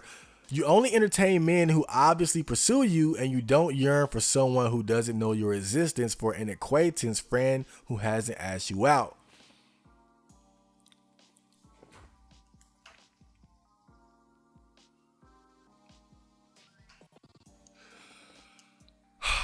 God, man, this shit is beautiful. This shit's like poetry. And it's such good advice. And I want to talk about the bottom portion first. The best course of action is to become your best self and attract men to your life, while at the same time not letting yourself have a solid crush on anyone ever. That's exactly what I do. That's exactly my philosophy on dealing with women. I gave up on chasing years ago because I realized this power game. I realized the truth of the game that we're actually playing, and I realized that the pursuers are the weak ones. The ones being pursued are the ones of high value. Now, it's easy for women, I mean, it says the best course of action, become your best self. And they don't even have to really do that. Like, women can be a bag of dirt in a trash bag and still attract a lot of guys, even some decent guys. But I think this advice it's good for women, but it's easy for women. But this advice is also good for men, but it's hard for men. It's much harder to become a man that attractive women will pursue. Don't get it twisted. Again, just like I said, and I've seen it, even attractive women will pursue men who are of high value. Again, everybody don't have game. That's the beauty of it, and that's why women get away with a lot of this shit. This is why women are running this shit, because we got so many simps, we got so many cuts, we got so many betas. The game is out there. All this game shit, red pill shit, is out there for everybody to consume. But we still have an overabundance of men who don't understand this shit, and women just take advantage of them. But at the same time, it's a lot of women being taken advantage of by men because they don't understand the game. They don't understand that relationships are a power struggle. I mentioned this book before. One of my favorite books, The Way of the Superior Man. And in it, the writer talks about the Chinese character for sex. You know, Chinese, Japanese, they got like these characters that can mean multiple different things all at the same time. And he talked about how the Chinese character for sex also means flowery combat. Break that down. Flowery, flower, something beautiful. You know, life, nurturing, the sun, plants. But combat, fighting, violence, conflict. That's what sex is. Sex is both of these things. It's beautiful, but it's also conflict because men and women want different things and they're always trying to get the advantage over the other. If they are savvy, if they understand what's really going on, and if they prioritize their own self-interest. And again, that's why I said it's funny because when I read that bottom part, I was like, damn, that's exactly like, that's my approach to dating, you know? But at the same time, I don't want people to think I do what I do to attract women like that. I don't give a fuck. Again, I'm on the next level where I don't even care, man. I don't care at all. But I just understand. I just know that I'm not going to be in the weak position. I don't care if I ever attract a woman or not. I don't care if I ever become successful enough for to have that type of power. You know, it doesn't matter. That's not my end goal. But, you know, hell, I would like to lick a girl's ass someday. So, you know, it's something that I have to think about, you know, but I know, man, I'm not, if nothing else, I might not ever have sex. I might die a virgin. I might die having never been in a relationship. But I tell you one thing, I'm never going to be the weak one. I'm never going to be the pursuer. I'm never again, never ever. You know, we all start off that way. You know, I think I talked about this before. Like when I was in third grade, I gave the girl a cookie. You know, I've done my simp shit when I was younger, but I quickly grew out of that bullshit. But that's my philosophy. Like that's my the same shit. That's my mentality. Be yourself. Be yourself. Try to be the best that you can be, and see who you attract. And if you attract somebody that you're compatible with, fine. If not, fuck it. You know, because you're awesome. That's my mentality. But most people don't have that kind of mentality. You know, they're looking for someone to complete them. But let's rewind. We gotta rewind. Only entertain men who pursue you hard. Plus, once a man finds out you have a crush on him, before he decides that he likes you, he'll have the power in the relationship and will take you for granted subconsciously. I remember I made a thread on R9K, or maybe it was ADV, where probably it was R9K, where I said probably something along the lines of, you know, anybody else refuse to approach women first. Yada, yada, yada, something, because I don't want to give them power over me. Something like that. And I'll never forget, there was this one guy in that thread who kept telling me, like, what are you talking about? That doesn't make any sense. Like, asking someone out doesn't give them power over you. And blah, blah, blah, blah, blah, blah, blah. And, you know, I'm an open-minded guy. I always leave at least 1% of skepticism, even for the things that I believe in. You know, I'm just very open-minded guy. So I was like, you know, maybe you got a point. You know, I still believe that I was right, but I always consider the opinions of others. But I find it so hilarious now reading this, because these girls are pretty much admitting exactly what I knew all along. Whoever reveals their affection first loses the power. The pursuer is always at a disadvantage. The pursued is at the advantage. He'll have the power in the relationship and will take you for granted subconsciously. And again, my experience with that girl who was chasing after me, asked for my number and all that shit, that's exactly how I felt. I took that bitch for granted. I did not give a fuck about that bitch. I didn't give a shit.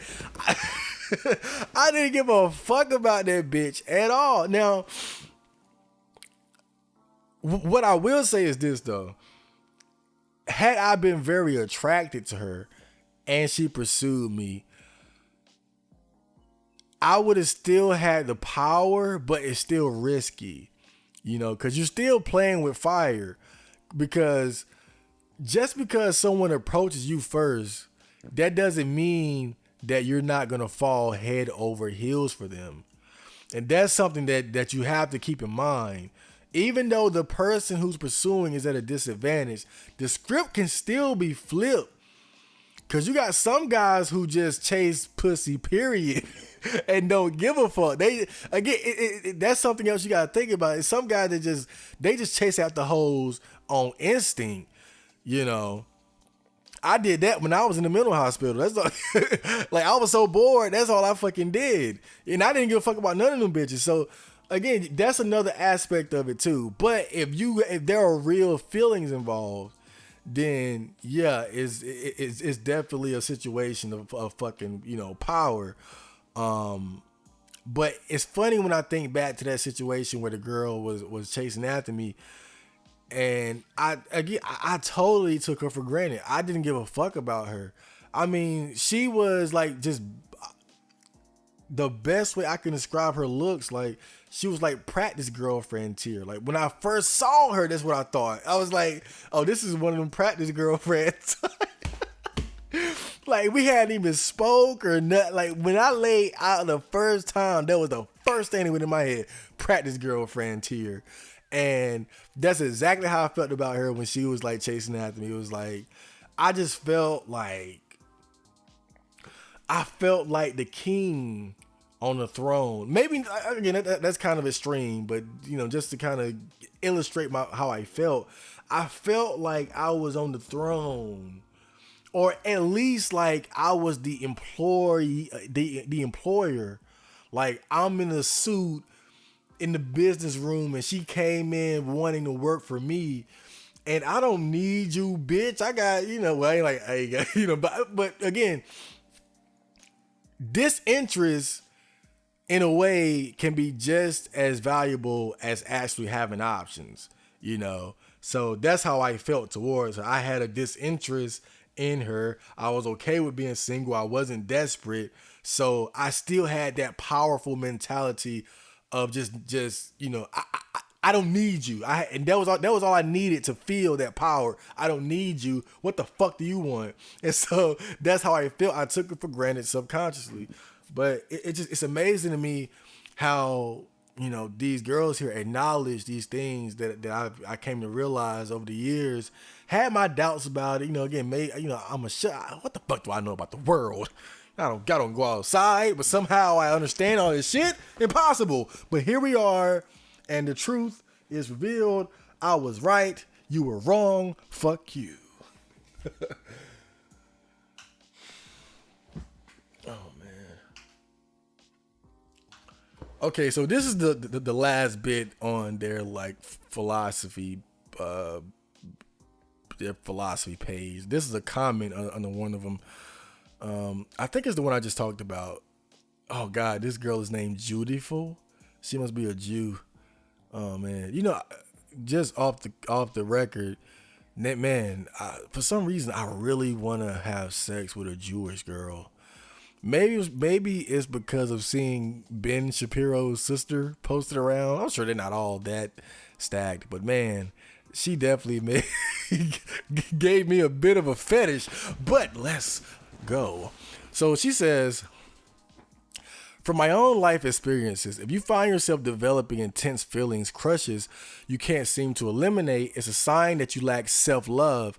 If you truly love and value yourself highly, your mind will automatically modulate the intensity of crushes. Crushes are sparked and maintained by fantasizing. Fantasies about how great the man you like is, how wonderful it would be to be in love with him, etc. Instead, your internal dialogue should be about you. Developing yourself, becoming a better you by investing in hobbies, your mental and emotional health, self-actualization. If you do things that make you better character-wise, meditation, working on improving your negative qualities, put time into developing skills, hobbies, and intellectual pursuits, you will slowly grow your sense of self-worth to the degree that intense crushes are no longer possible. You get to a place where your mind won't let you fantasize about a particular man, which is what starts and perpetuates a crush because you're too busy being your best self in the real world. That's the way. There's no quick fix to this issue. It requires a consistent, persistent investment in yourself. You are your priority, and everything you do should reflect that to yourself. Good luck. I used to develop crushes that were frankly embarrassing in their intensity. Once I began putting effort into self-actualization pursuits, my ability to crush began to fade along with the intensity and persistence of the ones I did manage to still form. If nothing in reality happens to back up those things, they disappear real quick, like they're supposed to. Limerence and months, even multi-year crushes were a reoccurring theme in my life before I improved myself. So if I can break the cycle and stop doing it, anyone can. Damn. That's not just game. That's wisdom. That's wisdom. And going into this, I said straight up, bro, like I don't have anything against this subreddit. I don't want people to get it confused. Like I'm trying to bash these women. Like again, I'm all for people looking out for their own self-interest, their benefit, whatever. Like I have nothing against whether it's red pill for men, red pill for women, you know. I'm with it. I'm with it. And what I like about this post is that this is advice that can apply to both men and women. This is just straight up wisdom. This is exactly what the fuck I went through and how I got to where I am. Like I've been through that same shit where I had those crushes, I had those fantasies, and it wasn't until I refocused on myself that I was able to overcome that bullshit. And it was really amazing reading this, how like just the way she broke it down was exactly what I went through. Like I went through that crush phase of crushing on everybody, imagining life together and all that shit. And then it wasn't until I focused on myself, I developed my own sense of purpose. I started reading, working out. I mean, it wasn't like an overnight thing. It was something that I was always working towards.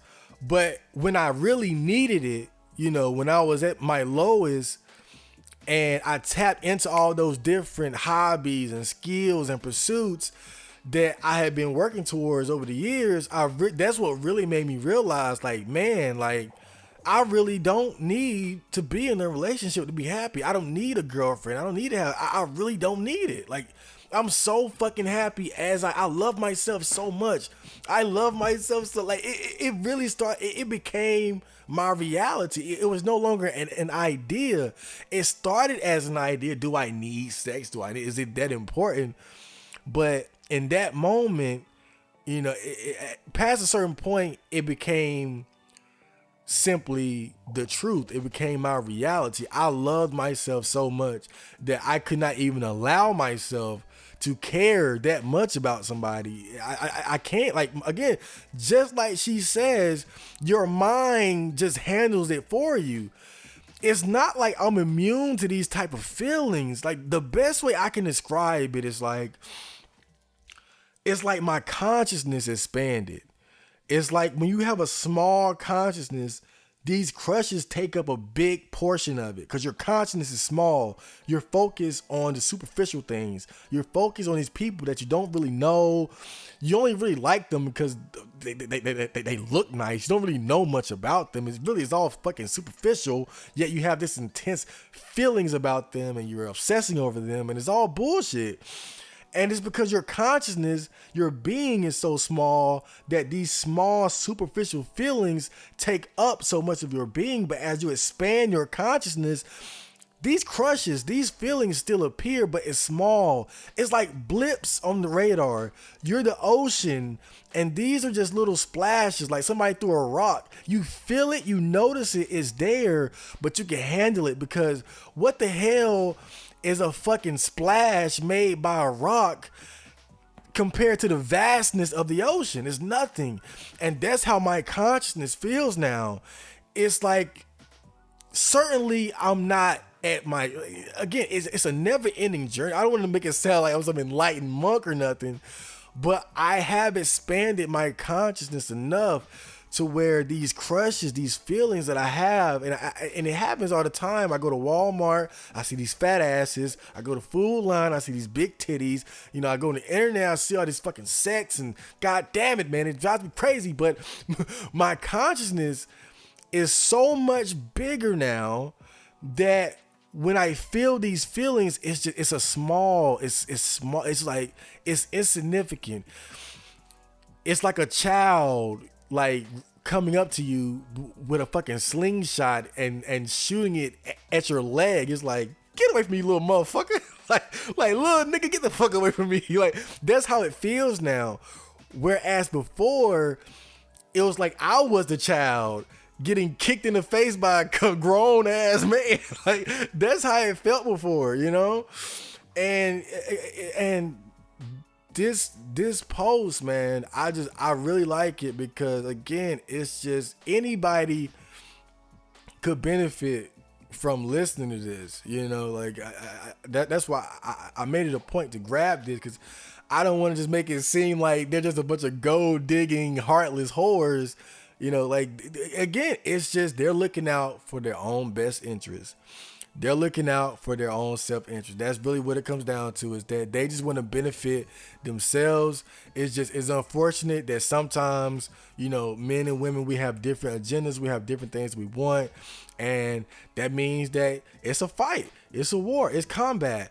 And let the games begin, you know? But underneath it all, I feel like there's the innocence of just simply wanting to take care of yourself. You know, wanting to do what's beneficial for you. But, you know, I think when most people think of a relationship, they think of the two.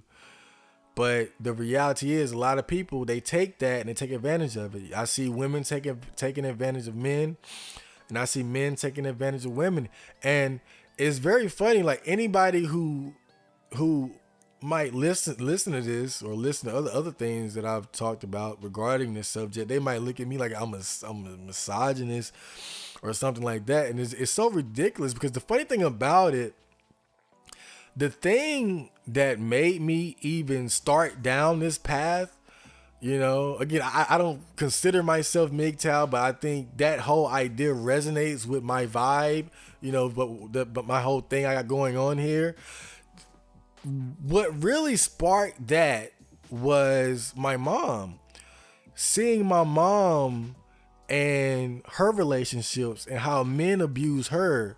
It was seeing her and realizing, like, man, my mom would be a lot better off if she didn't deal with these bum ass niggas. She would be a lot better off if she never had kids. She would have been a lot better off if she just, you know, honestly, my mom, the thing that hurt her the most in her life was sex. Sex, relationships, whatever.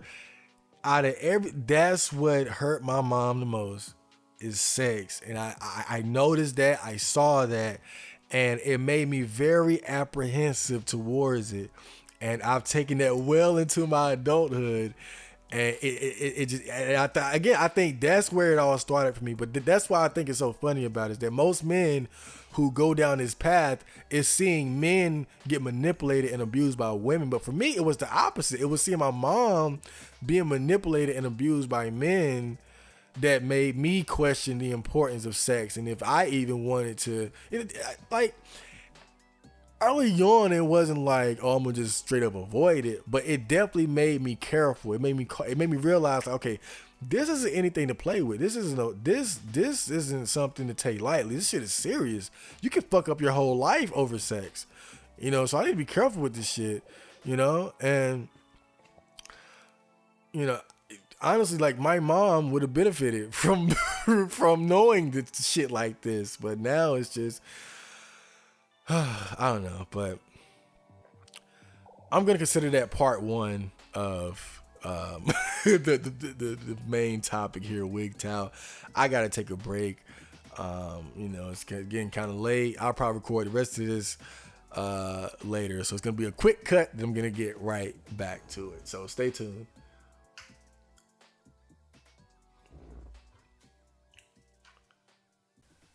Dun dun dun dun dun dun dun dun dun dun. Okay, so I'm back, and those what I yeah it's I'm not even gonna lie, it's the next day. It's like 2 days later, man. I had to cut it short. It was getting kind of late, but I'm just gonna finish up this whole female dating strategy part. So that first part was just a couple of different pieces of their game philosophy, their code of conduct, so to speak. Just it's a lot more to it, but those were just a couple things that stood out to me. But now I'm going to actually get into various threads on the subreddit, just certain topics that they cover, and read their comments or whatever, because it's a lot of interesting stuff here.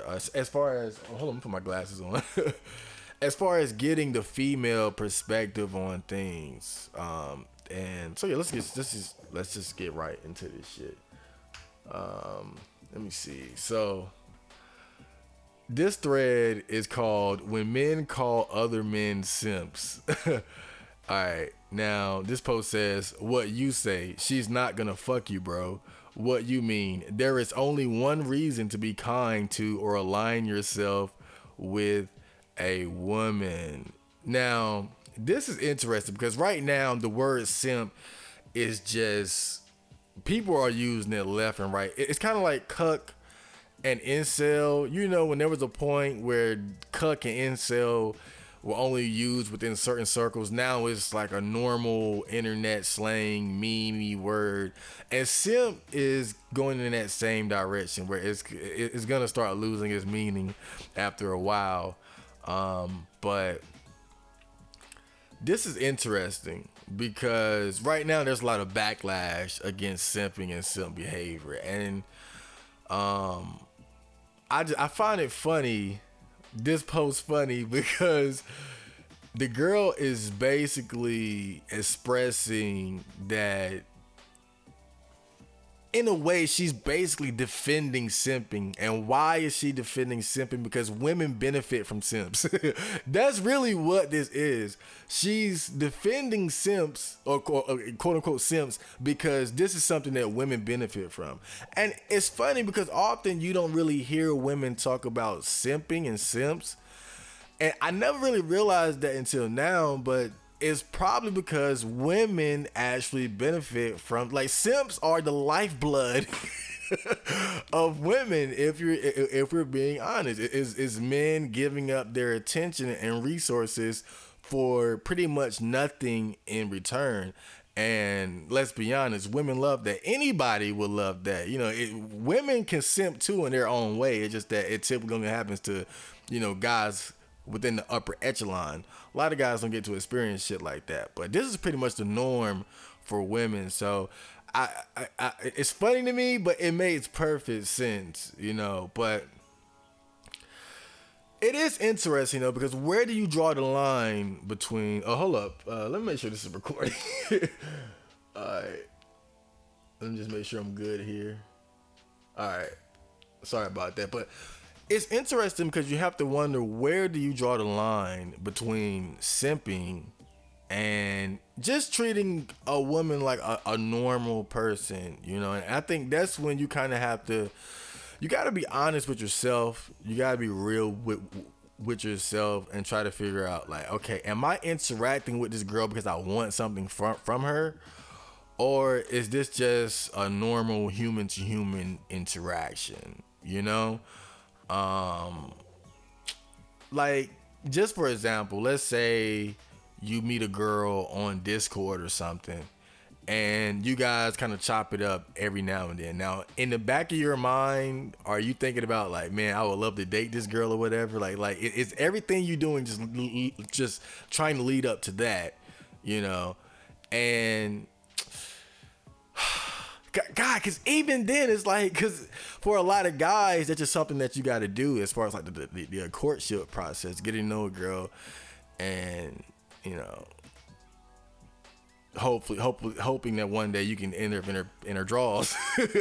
But I guess then you just kind of have to. I think then that's where it's best to be upfront. I think a lot of guys make the mistake of trying to like slowly work their way into a girl's favor by, you know, chatting here and there, giving her gifts, giving her attention, when in reality they just want to fuck her. And so I think it's best to get that out the way. If you're attracted to someone and you're interested in being with them, I think it's better to just let that be known so you don't waste your time simping, so to speak. But damn, you know, this makes me think of that post.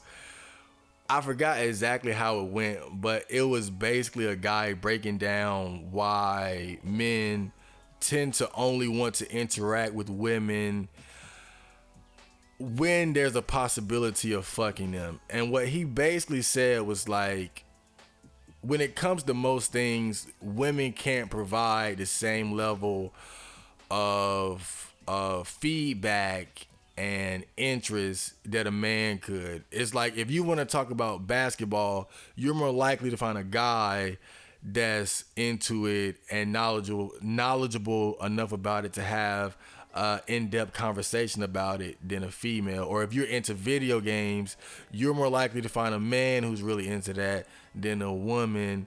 Or beat making or whatnot. Now, that's not to say there aren't a lot of women out there who have in-depth knowledge on these subjects.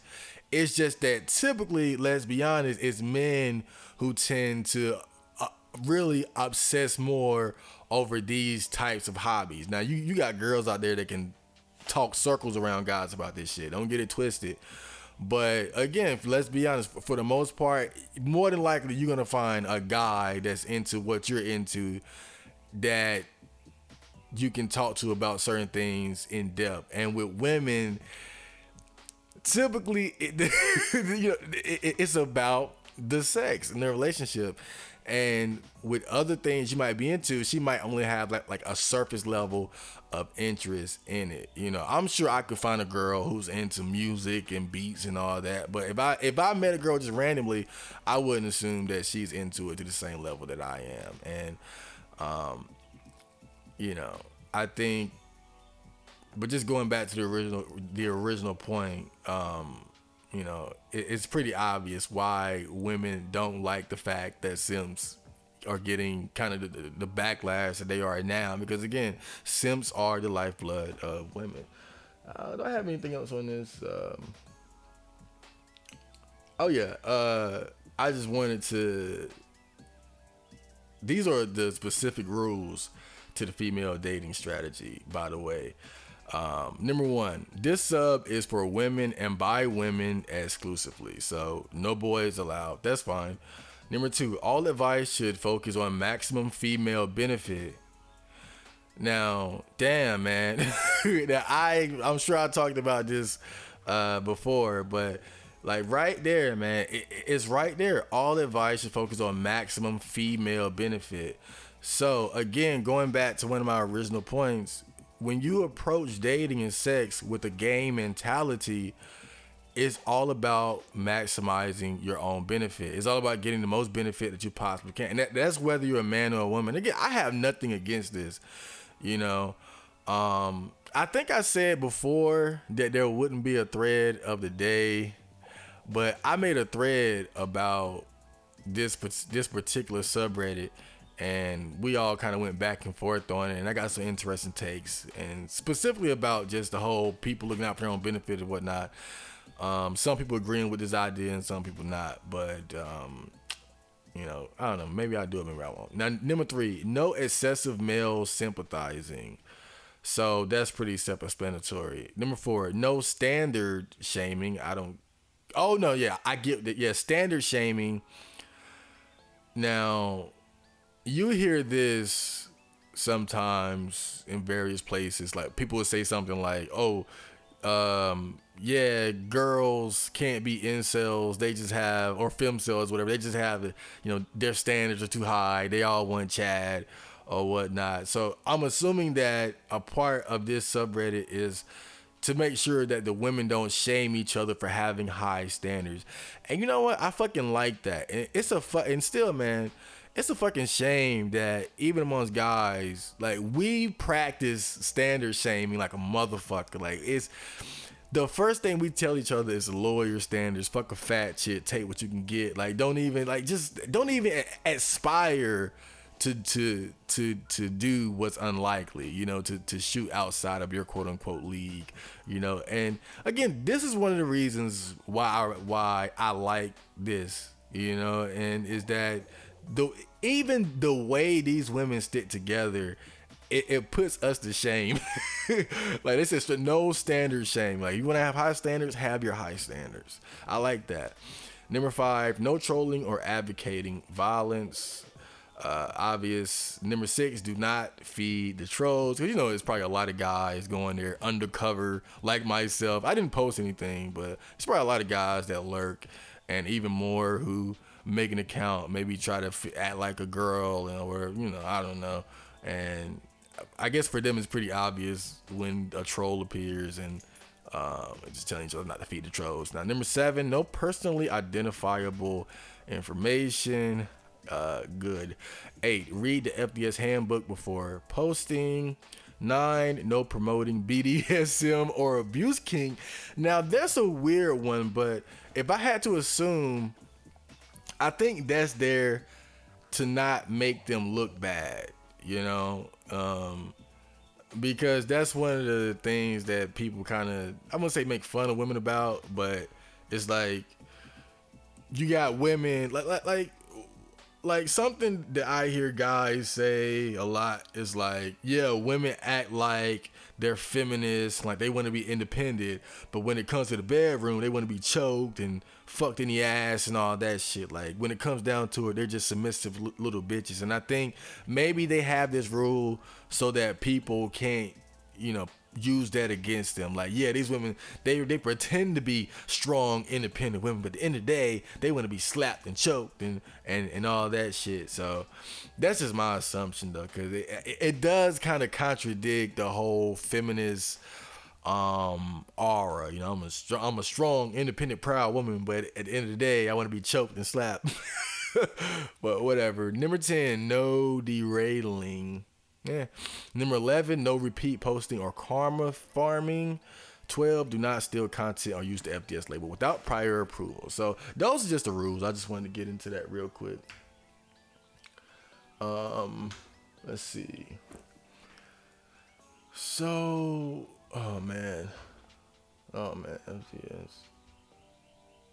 If you want us, but I get it, I might point. Hold on, I just got to go through my notes real quick. I kind of forgot where I'm at. So I'm trying to remember, because these are some posts, and I'm trying to remember what it was pertaining to. But I believe this particular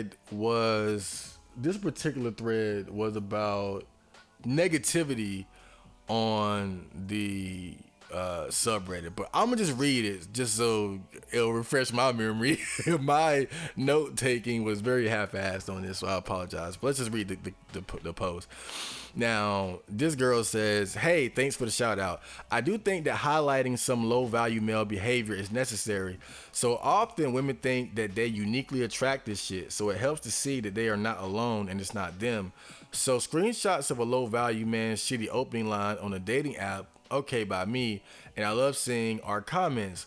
My problem is when the OP claps back to him. She's wasting her energy and giving him attention. I remember why I saved this now. Especially if it turns into any kind of conversation. Like, baby, what are you doing? Ideally, she can screenshot, block, and ignore him, then post his audacity here where we all laugh at him.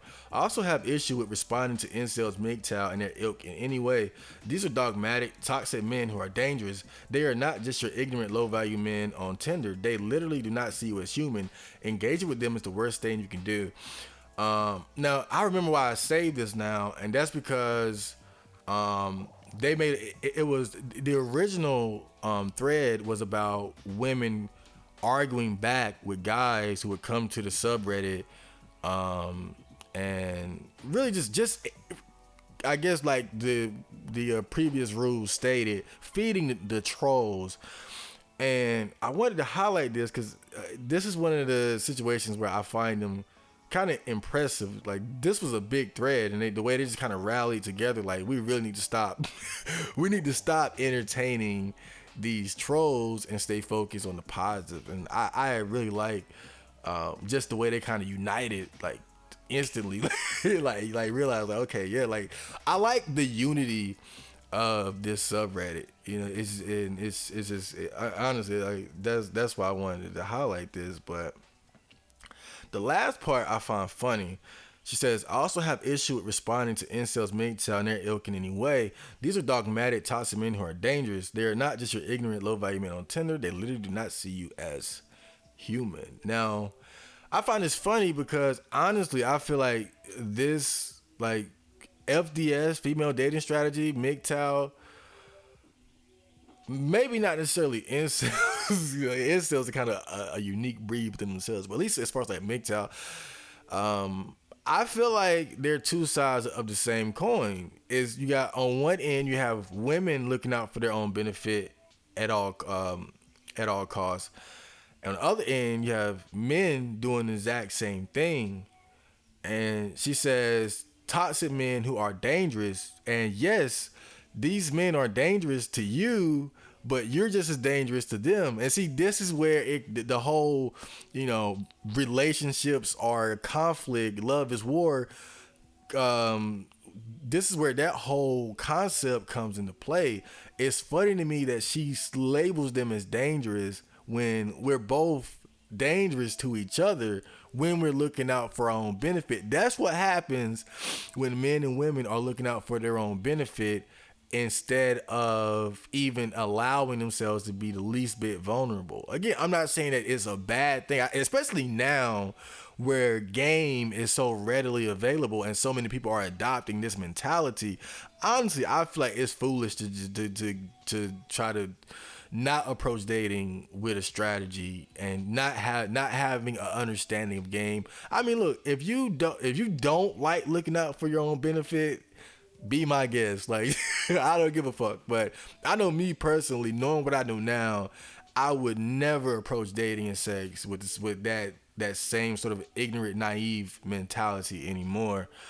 But I just find it funny that she said the MGTOWs are like just not realizing that, you know, she's just as dangerous as they are. They're dangerous because they have game and they're looking out for their own benefit. That's what makes them dangerous. Okay, I think this is a post within that same thread. It says, it makes me sad to see people wanting to unsub, but I get it. The excess hate might point us in the direction of sounding like the red pill. The overexposure of shitty men just makes for a negative mindset. Yes, I'm not tempted to unsub, but I constantly must resist saying, but not all men are like that. I avoid saying it because since we regularly talk about high value men, we already know that not all men are like that. The percentage of men that are like that will depend on whom you ask, what their experiences have been, and so forth. Plus, some ladies need to vent, and I get that. I certainly do not feel like all men are, whatever negative term you choose, but the type that we often are talking about here on the sub, yes, they are all like that. I do see value in pinpointing typical low value male tactics because some of us are naive, guilty as charged sometimes, LOL, or just don't know how common this is. It's a wake-up call. It's not just you who gets this. That realization is worth its weight in gold. It's not some flaw in you. You don't deserve this treatment because you did something wrong or aren't good enough. It's just low value men doing what they do. So again, this just goes back into the girls sort of rallying together to not focus on the negative. Again, that's something that I just found pretty respectable about this, the way they kind of are self-aware to realize, like, we're just focusing on the negative, and we need to kind of shift gears a little bit. And that's why I like this thread. Okay, so now this post is a story. So let's get right into it. Okay, so she says, this is an embarrassing story to share, but it's quite a hilarious one. I want to share it with all my sisters here who have successfully made me realize that what I'm worth, and that my spirit animal isn't a doormat after all. I've talked about my low value male ex many times in the past on this subreddit. I spent 7 years of my life agonizing on this man who could care less about me. This man didn't want to move back to Canada to be with me, and his excuse was that he hated the code. Mind you, he moved to Canada for a girl he met online. He moved to Canada to be with her only 1 month after they started talking. This is before he met me, of course. The icing on the cake is when he proposed to me at a cheap restaurant, think Olive Garden, but trashier. When he came back to Canada to visit me 2 years after we met, he threw the box across the table, didn't ask me properly, and called that a proposal. I'm not a materialistic person or anything, but I believe that a ring should be somewhat substantial because it's an item that the woman will wear for the rest of her life. The ring he got me was a wedding set, less than $2,000. I knew how much money he was making and how much money he would spend gambling on his porn addiction and video games. The ring was so tiny that I had to wear the wedding band along with it so it would look visible to the naked eye. He also constantly accused me of being a materialistic gold digger when I would ask for nothing, pay for his meals, and get him expensive gifts for special occasions. Here's the kicker. When all was said and done, he made me pay for my $12 pasta. Of course, he also made me go Dutch on the hotel. I look back at my entire relationship with that man and just gasp in horror to what little respect I have for myself. I'm happy that a majority of women are smart enough to snap out of it a few months in, but I was so hypnotized by this man and was so obviously trying to start documenting the chronicles of a pick-me-sha. Now, if you don't know, a pick-me-sha is... Damn, a pick-me-sha. Let me see if I got the because I did save some. I think the definition around here somewhere. Just give me a second. I want the exact definitions. Then I'm gonna go into it. So here's the definition of a pick-me-sha. Also commonly known as pick-me, is a woman who is desperate to be picked by a man at all expense to her self-esteem and her well-being. Now here's the definition from Urban Dictionary. A low-maintenance woman who devalues other women by doing the following. A, going 50-50 with him under the guise of building him. B, allowing a man to build on her by getting his money up while giving her lowest ROI. C, paying for dates and giving him money to keep him. D, allowing him to be comfortable and content while he seeks the women he wants. E, letting him borrow her car while she's at work. F, thinking it's okay for him to be a grown man still living with mama, but thinking he's going to get himself right and give you the world when he's really not. G, an everyday pick-me who hangs with Pick-Mara, Bonetta, Rashida, Bonetta, and Starkeisha, and the other Section 8 low-budget pick-me's. So, now the way I interpret that, I think the pick-me-shas, what it really is, hold up, let me get organized here. What it really is it's like the female version of the simp or the beta orbiter. See, I talked about how FDS, female dating strategy, is like the other side of the coin of MGTOW, red pill, whatever. And I feel like the pick-me-sha is the other side of the coin of the simp beta orbiter because they're very similar. And it's just that I don't think we talk about it a lot because a lot of let's face it, most guys don't have that amount of options to really understand this and to really make that connection. But what you have to realize is that there's women out there who are just as thirsty as the simps. You got bad bitches out here, pretty ass, cute girls out here. And I'm telling you, it's a guy out there driving them fucking crazy. They are obsessed. It's beautiful women out there who will take care of a man, like pay all his bills, buy him this, buy him that, dress him up, all that shit, because she's just that physically attracted to him, or maybe just whatever it is about him. He has that spell on her. And I think when we think of this situation, we often think of the male being the simp and the beta orbiter for the girl. But what a lot of guys don't realize, that girls do the same shit. It's just that it's not a lot of guys that are that attractive that can make a girl do that shit. So we don't really think about it. We don't really acknowledge it the same amount that we acknowledge beta orbiters and shit. But what you gotta understand is that girls do the same shit. It just take a guy to be attractive enough to bring that out of them. You know, it just, again, most girls have enough options where you're not gonna be the guy that sees that side of her. But trust me, some of the prettiest, cute girls, they go through that shit. It's that guy, that one guy that just does it for them, and they will degrade themselves and humiliate themselves the same way guys do over certain pretty girls. And that's why I wanted to pinpoint that story, because that's a perfect example of a pick Misha or female simp, female beta orbiter, or what have you. You know, you see her just going out of her way for this guy, and despite him having money, she's still going Dutch and just tolerating all kinds of bullshit from this guy. And why does she tolerate it? It's because she's so attracted to him. And again, guys do the same thing. So let's go to the next one. Now, this is funny because this is something that I see guys talk about all the time. Now, this is a thread about women dating interracially and how men feel about it. So let's get right into it. Men hate women who date interracially. Strategy. Am I the only one who noticed that men from some ethnicity hate women from that same ethnic group who date interracially? For example, if you are a white woman and you date outside your race, then you are a coal burner or a mud shark trash. Excuse me.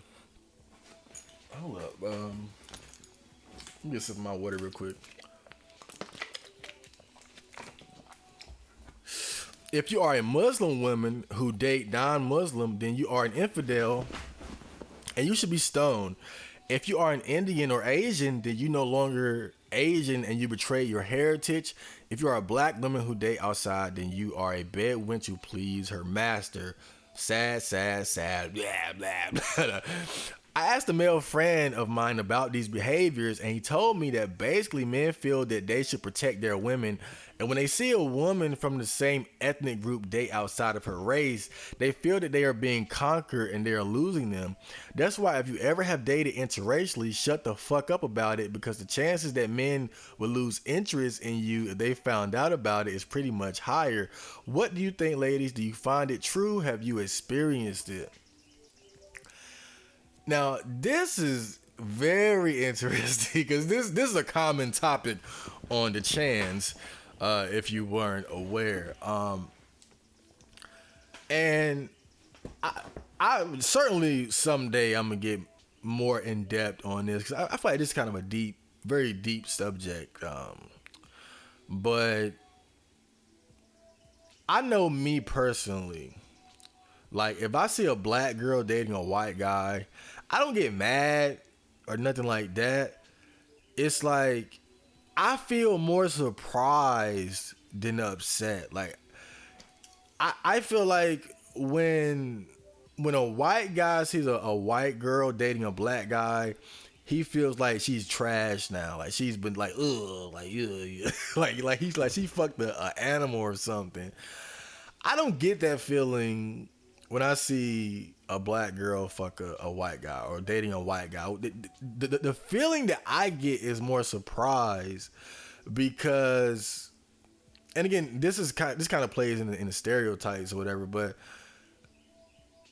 because of my experiences and what I've seen, I have this idea in my head that black women just love gangbangers and thugs and shit, right?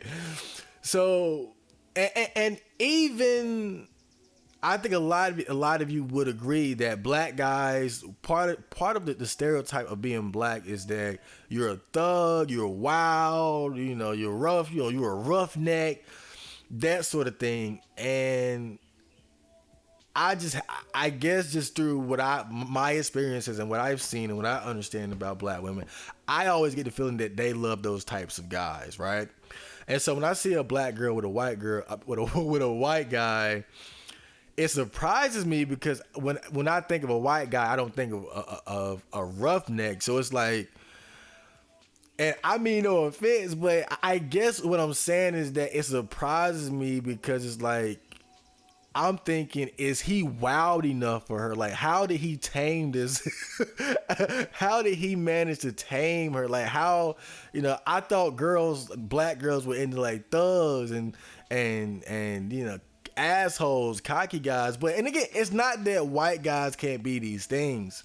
You got some gangsta ass white dudes out there too. But again, I think it's more of for me, it's just the stereotypes that kind of play into how I feel about it. It surprises me because I'm thinking like, doesn't she want a fucking roughneck, a thug type dude? Like, why is she with this? Like, damn, like what does he have that makes her want to be with him? And when I look at white guys who are offended when a white woman dates a black guy, it seems like it's different. It's like, at least with some of them, it seems like it's coming from a different place. Like, it's like they feel like black men are inferior to them. So seeing a white girl fuck a black guy is like, oh, you're trash now because you fucked this animal, But it certainly is a thing amongst men to feel a certain way about girls of their race dating others. But I don't have like me personally, I don't have those type of strong feelings about it. It just surprises me because of the ideas in my head that I can acknowledge are just generalizations and stereotypes. Not all black women like gangbangers and drug dealers and wannabe rappers. I know this, so I can disconnect myself from my assumptions, but that's how I feel personally. But I find it funny that she says that's why if you ever have dated interracially, shut the fuck up about it, because the chances that men would lose interest in you if they found out about it is pretty much higher. What do you think, ladies? Do you find it true? Now, this kind of reminds me of what I hear a lot of like bisexual guys say, like, girls don't like bi guys, so if you fuck the dude, don't tell her, man. Like, it kind of seems like this is like the female version of that. Like, you fuck the black guy is like when a guy fucked a tranny or something. It's like, keep it to yourself because you're going to lower their attraction to you when you reveal these types of things. But I think that I have more posts associated with this, so yeah, all right, so here we go. Now, this girl says, I've seen it happen with me. I meet a guy, I show him a picture of my children who are mixed, and he said they look mixed, which I replied they were. He asked, and I said they were mixed with black, and he was like that I only like black guys because they have big cocks. I'm Puerto Rican. I was like, have you even looked up what Puerto Ricans are? We have black blood. I ended up ghosting, but I've always been turned off by that guy. He was Asian, highly toxic. Next girl says, it's so weird that men have no problem with dating outside of their race, but as soon as we do it, they will call us all types of names. And then next girl says, you just like big cocks. And frankly, what if you do?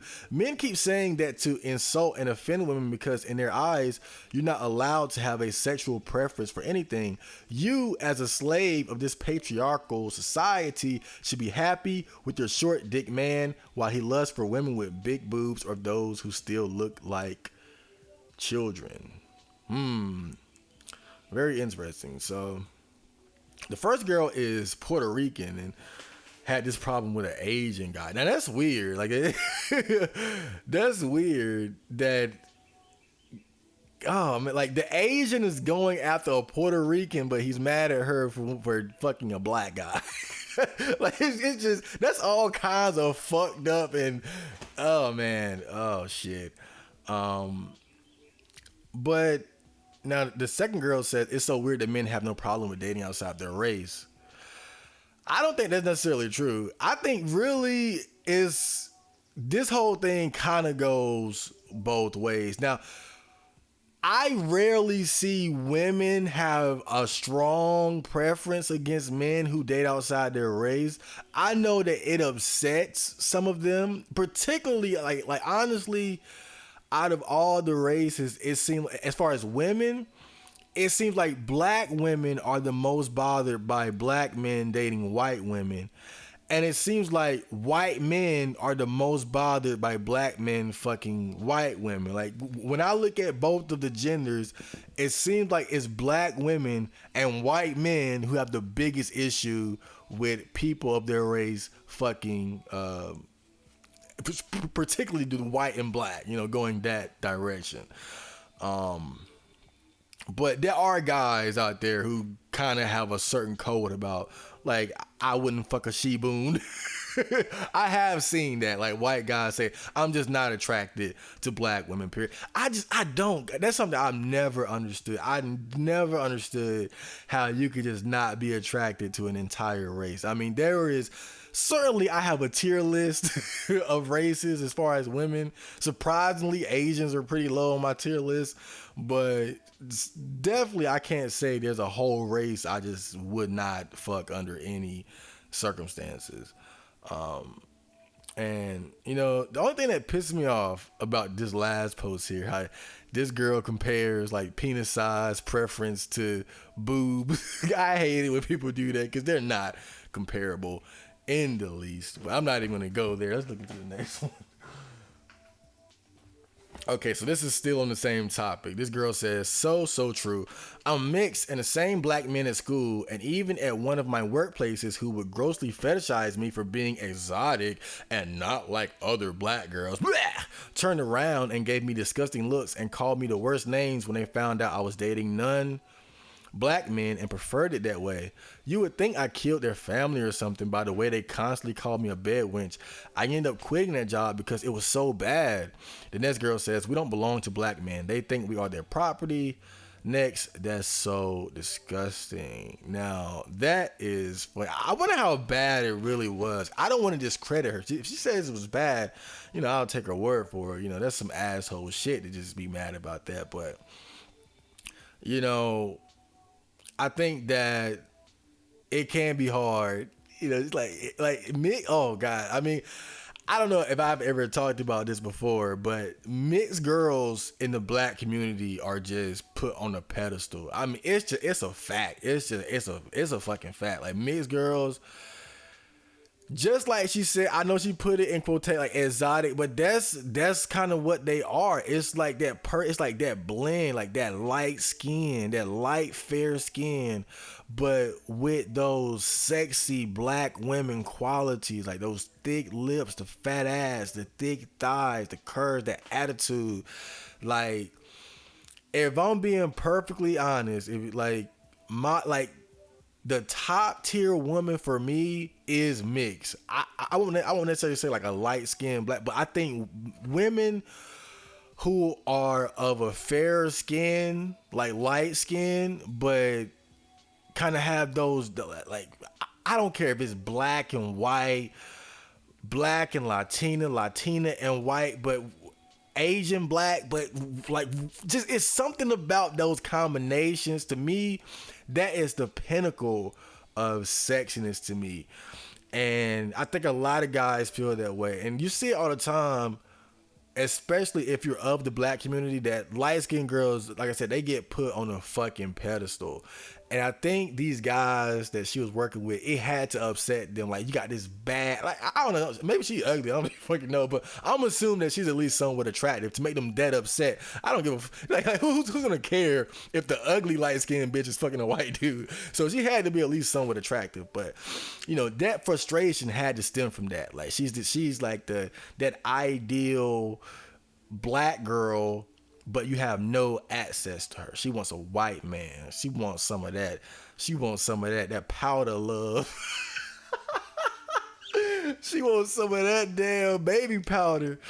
Oh man, but You know, it just goes to show though that black guys get upset about this type of shit too. You know, I just think that the reasoning is different. I think with white guys, it comes from a sense of superiority, and with black guys, it's kind of similar. But again, I think it's more like I'm more masculine than him.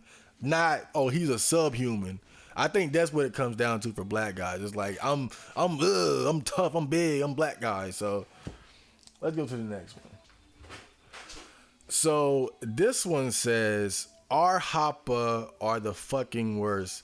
They hate Asian women who date interracially, but promotes Asian men who date interracially. Hypocrisy at its finest. Just men thinking they own women just for being the same race as them. But of course, men can always do whatever the fuck they want. They're all the fucking same, fucking selfish, entitled cum brains. I like how you use the cum brains. But yeah, and I think this is something that I've heard about as well. The Asian guys with their women, because I think really when people say shit like, "Oh, black men taking over, we taking your white women's and shit," like we know a lot of that is just memeing, right? I mean, yeah, it's white girls that have a thing for black guys, but I don't think it's nearly as bad as how Asian women feel about white guys. I feel like the way white guys can just pull up on the Asian bitch and take her, no other race can compare to that. Like the spell that white men have over Asian women. I mean, there's a whole culture of guys going over to these, like white men going over to these Asian countries and just having their pick. It's easy for them, you know, like just they can just go there and just pick a wife or multiple girls they can fuck or girlfriends or whatnot. Like it's nothing, because a lot of these Asian women, I think part of it is just that they look at these white guys as a meal ticket, because you know that like a white guy going to like the Philippines or something, you know what's up, you know. So I think some of it is just they might just see Westerners as being more wealthy, and it's like, well, if I can just get my green card and get to America with my white man, you know. But it seems like it's also a thing amongst just even Asian women who are Americanized, born and raised in America. So but man, maybe I need to infiltrate our Hoppa someday. Okay, now this is on a different subject. I think these particular posts are on the subject of commitment. So let's get right into it now. Oh,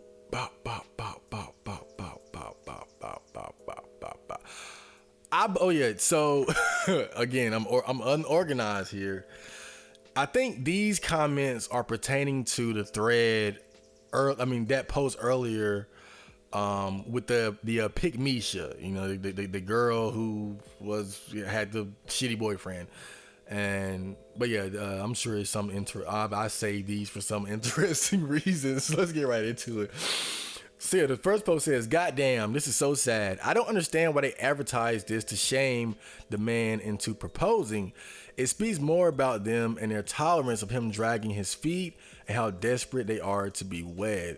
Yeah, I'm really lost, but I'll figure it out eventually. Right? I would be so embarrassed I allowed this non-commitment to continue. Me neither. If I had been with the man for 6 years without a proposal, I'd be too embarrassed to advertise that fact online. Why show the whole world how little self-respect she has, staying with a man who does not take her seriously? So I think this isn't pertaining to the Pick Me Show. I think this was something else, but I didn't save the source material. I just assumed I would figure it out as I read it, but it's coming back to me now. It is truly mind-boggling. She doesn't understand the meaning of no ring. He probably tells her he loves her and that we're forever or some other dumb line. When it dawns on her, she won't be smiling. So, I fucking remember now. I'm sorry, guys. I'm kind of disorganized with this, but I remember why I saved these particular comments. Now, this was pertaining to and this is why I couldn't save it. It was like a video or something in the original post where this woman was basically recording herself like with her boyfriend, and she had like this counter or whatever letting him know like the number of days they've been together without a proposal. And she did it like in a way that it was supposed to be like funny, but also like I really want a ring. And these comments are basically talking about that, and I wanted to address this because I feel like this right here pinpoints one of the major fears of a woman, and that's committing to a man long term, and it doesn't end in a marriage. I feel like for a woman who's trying to get over on a man in a malicious way, maybe not even malicious, but let's say you got a woman who's just totally selfish, right? Like she's just looking out for herself. I feel like there's two checkmates that she could like two game winning shots that she could make. Is marriage, then divorce, I take half your shit, or I got your baby, that's 18 years of child support. Like those are two like just slam dunks for a female. But for a guy who is just all about himself, is getting a girl into a committed relationship and you know you're not gonna marry her. So you have exclusive access to her body and her attention and all that shit, but you know you're not gonna marry her. That's what I think. That's one of the biggest fears for a woman, because so much of a female's dating value is her youth, her younger years. And and from what I understand, like this particular thread was pertaining to a woman who was with a man for 6 years without a proposal. Now, even if you start the clock at like 18, and she would just say fuck it at 24, that's big. That's like a whole chunk of life, of youth gone right there. Some women, they hit the wall at about 25. So, and I think that's one of the biggest fears for a lot of these women, committing to a man and it doesn't end in her benefit. That's the worst, because she got her youth is limited. The older she gets, the more her options go away.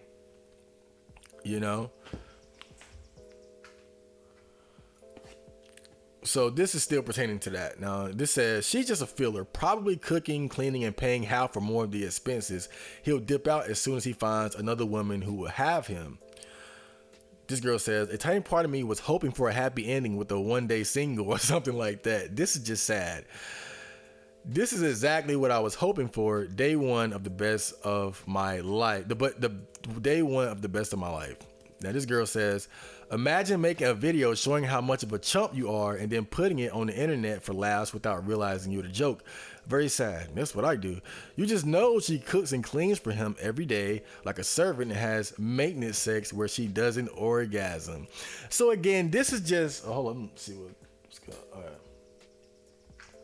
So yeah, again, this is just going back into what I just said. This is one of the females' biggest fear, committing to a guy and not getting that ring, that proposal, or at least not getting like more out of the deal than he is. Well, I'm not gonna say maybe not more than him, but definitely not getting a lot.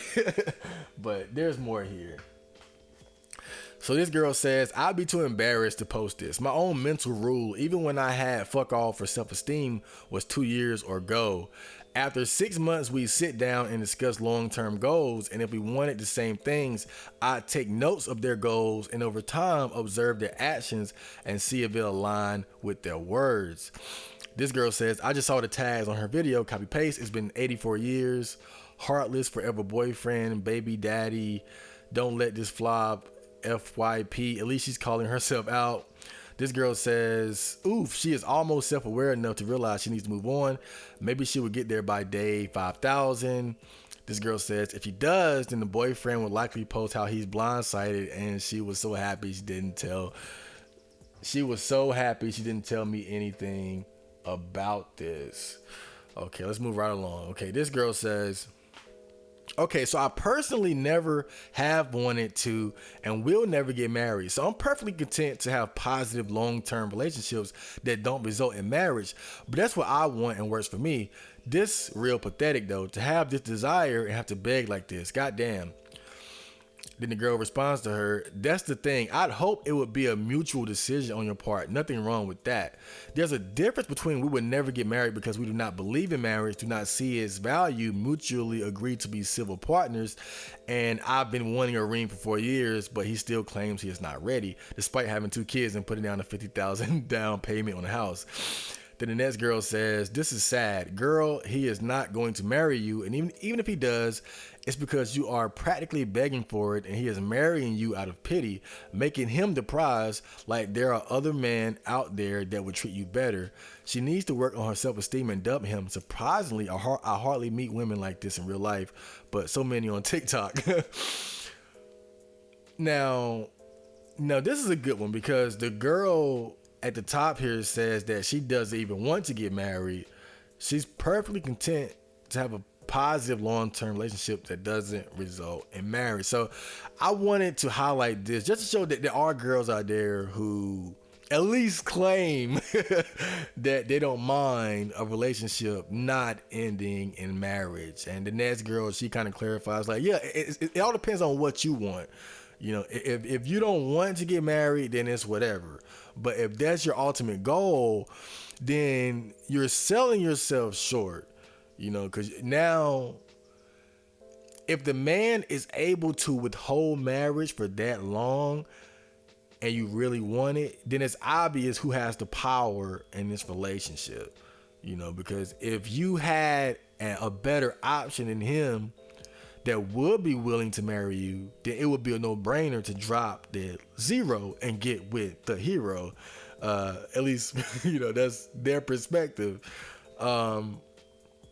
So, and I just like that. I like that recognition, how they can sort of say, you know, well, yeah, it's about what you want, getting what you want out of the deal. Not necessarily all women want the same thing, but if you want it, then you need to address that and fight for that.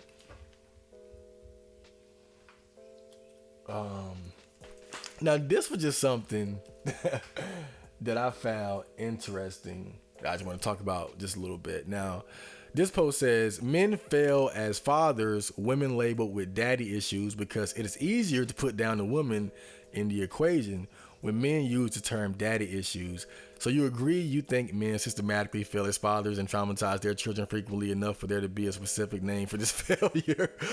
But this is interesting because, again, this is another one of those posts where you get to see the female perspective. And again, this is something that I never thought about. I never really thought much about daddy issues to begin with, but you got to think, for there to be daddy issues to begin with, there has to be some sort of failure on the father's part, right? You know, if there are daddy issues, then no one ever says what did the dad do wrong. Now, of course, there's the obvious scenario of, you know, you got the crazy baby mama who drives the father away, you know. But even then, you can go back to the father. Like, why did you impregnate a crazy? Like, why don't you have control over your family life? You know, now you're in a baby mama, baby daddy situation. And again, that's just a recipe for chaos. So again, it does always go back to the dad, and I just wanted to highlight this because again, it's something that I never really thought about. Just, yeah, that bitch got daddy issues. And it's like, you forget, like, the dad, how did the dad fuck up to where she has these issues? Again, just, it's interesting seeing the female perspective on things. Okay, so.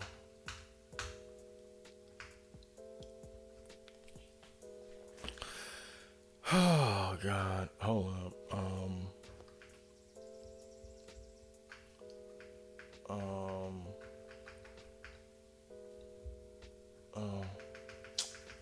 Just give me a second here. Loser. Oh, okay, so I just did a little split there, and I realized that I had the limiter on that previous recording. So I'm sorry if that the vocals sound a little different on that last part.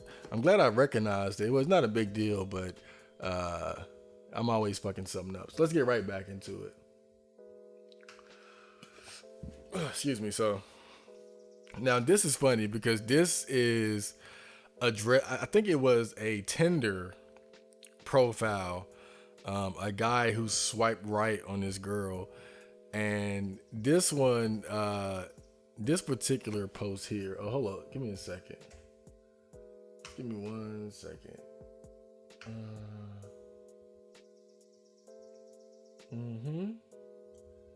Oh, just making sure.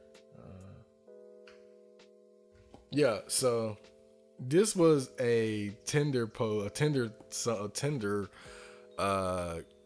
situation here where like some loser guy swiped right on her, and then they just straight up roasted this guy. But let's read this post here.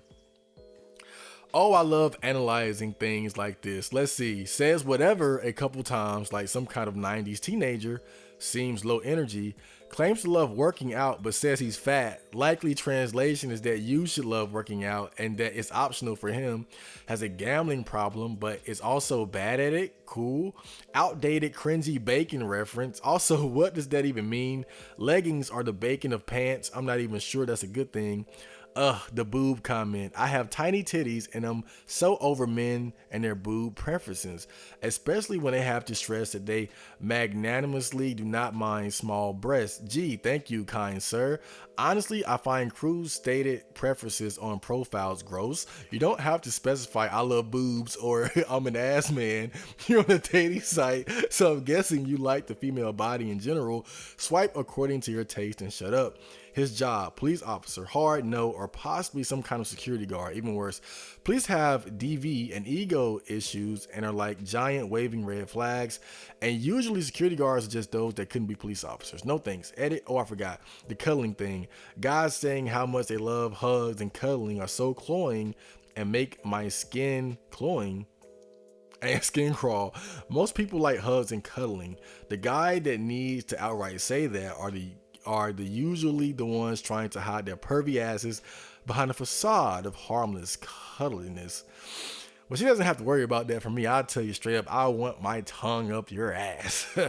But this was funny, man, because I should have saved that fucking Tinder post. It was funny as hell, man. It was like the most low effort, like stereotypical, like just imagine Peter Griffin, but like 24 and still looking today. It was the stupidest fucking shit, like the most half-ass, I don't give a fuck. Like I made it was just like the word, one of the worst Tinder profiles I ever seen, man. And they really gave it to this guy.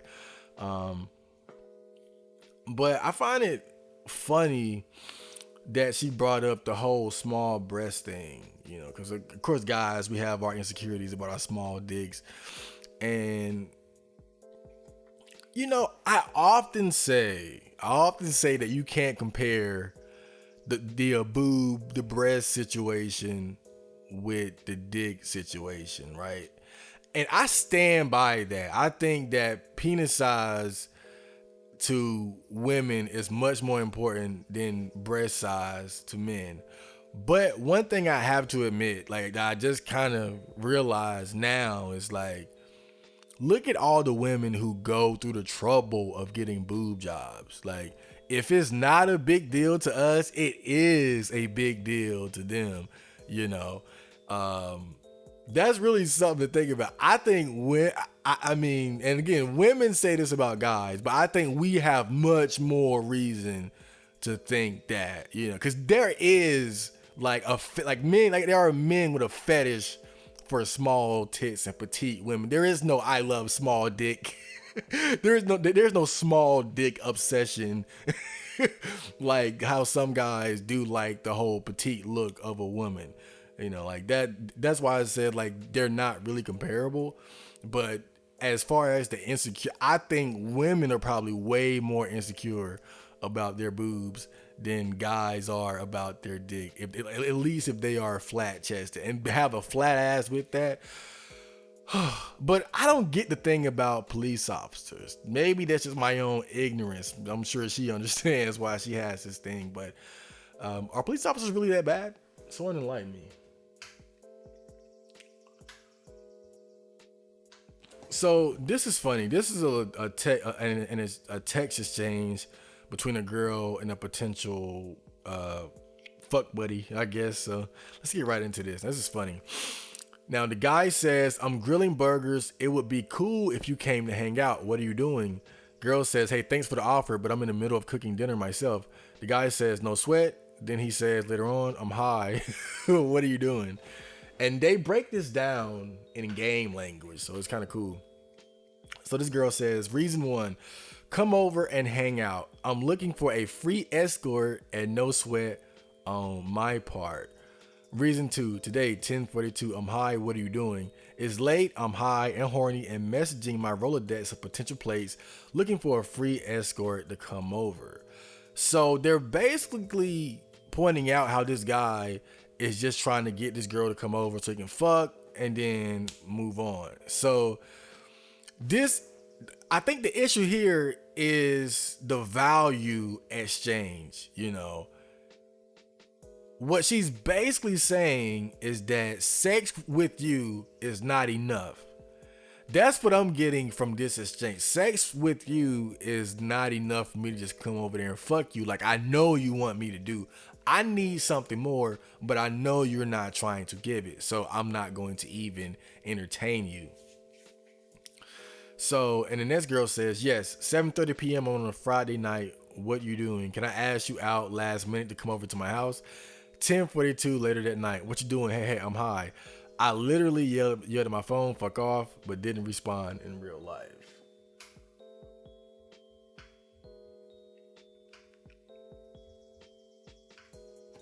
That's just, and this one is just funny because you hear a lot about guys saying they get ghosted or girls don't respond for a long time, and it's kind of, again, this is like kind of like one of those situations where you get to see it from the female perspective, like this guy just losing points by the second and this girl losing interest, and then he might just be like, what happened, what did I do, this is what happened, this is what you did.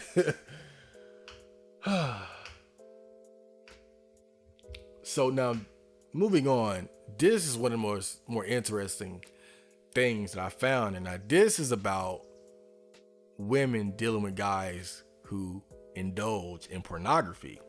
Very interesting. So this is just the picture that the actual thread was made with. It says, it's okay to be uncomfortable with porn. It's okay to not want your husband, boyfriend to watch porn. It's okay to not date people who watch porn. It's okay to be uncomfortable with something that humiliates, degrades, and dehumanizes women. Don't let them tell you otherwise. You are not horrible. You are not overreacting. You are not demanding you and all other women be treated with respect. Wait, you are demanding you and all other women be treated with respect. Now, we're going to get more into this with the comments, but I'm going to just address the surface issues like right here. Now, I'm a coomer. You know that. They call me Raccoon back on Planet Namek. You feel me? But I have no issue with like women not wanting to date guys who are into pornography or whatever. Like, okay, like whatever. Like I get that, even myself, like I like porn, but I can't sit here and honestly say like it's done so much good for my life. If I'm to be honest about it, I probably be better off without it. But I allow myself some amount of sexual indulgence, and pornography just helps me get it out of my system. And I like to have a little bullshit fun every now and then. So, and I feel like I've managed to get my porn. I don't even like calling it an addiction because of how, I don't know. It just it ain't like crack or nothing, right? Maybe I'm just sounding like an addict. Oh man, am I an addict or am I not? I don't know, but I'm more comfortable with my amount of porn use these days. I'll just leave it at that. But at the same time, I don't have anything against women being against dating a guy who indulges in pornography. To me, it's not like, it's like, okay, that's what you want, whatever. Everybody is entitled to their preferences, right? My problem with this is how they always focus on how it quote unquote degrades and dehumanizes women. Because what I don't like about this is that it ignores two very, very real facts. One, there are a lot of women who are into this shit point blank. But like, there's a lot of women out there who like to be choked, who like to be humiliated, who like to be dehumanized, degraded. There's a lot of women who are just into that shit. Let's be real. Some girls just like that shit. That's their kink. That's what they're into. They like to be quote unquote degraded. They like to be throat fucked and choked and slapped and all that. And if you don't do it, they look at you like a beta ass, pussy ass nigga. I need a motherfucker that's gonna take this pussy and make me feel like the female bitch that I like. Some women just really into that shit. And on top of that, it totally ignores how there are men who are into this shit as well. I mean, of course, you have like gay porn where somebody gotta get fucked in the ass. like somebody gotta catch. Somebody, like, it's plenty of gay porn where you got guys getting fucked and degraded and humiliated, throat fucked and tied up, bondage. You got tranny sissy porn with the same shit. You got guys being emasculated, their dick put in a fucking chastity cage and makeup and all that shit. You got porn where you got the guy on his fucking knees getting pegged by a bitch and all. Like, it's just as much porn. Well, I don't know just as much, but there's still a lot of porn where men are degraded and humiliated and dehumanized and emasculated as well. And I hate how whenever people talk about porn, they always focus on the women and don't address it. They don't talk about how some women just like that type of sex. And they don't talk about how men put themselves through the same bullshit.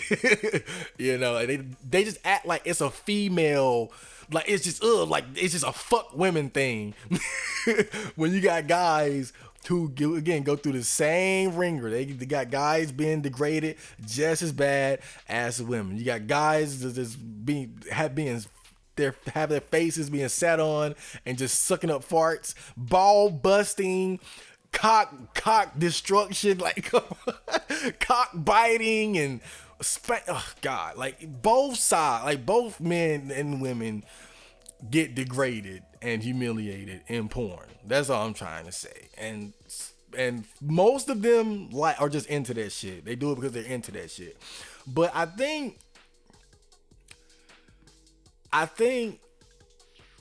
this might upset women because now you have guys, and you have a lot of guys. But again, this is women do the same shit where they try to force their kinks onto their significant other. You got guys out there, they slowly try to get their girl, like, would you peg me? Like they try to get their girl into like their little weird shit. Like, can I throat fuck you? Just trying to push that boundary. And it's like, I think part of the reason why girls don't like guys indulging in pornography is that it sort of raises the bar on what they expect from a woman. And really, this is something I've been thinking about with myself, like, because oftentimes I imagine like if I ever get a girlfriend, like what type of sex acts, would we do?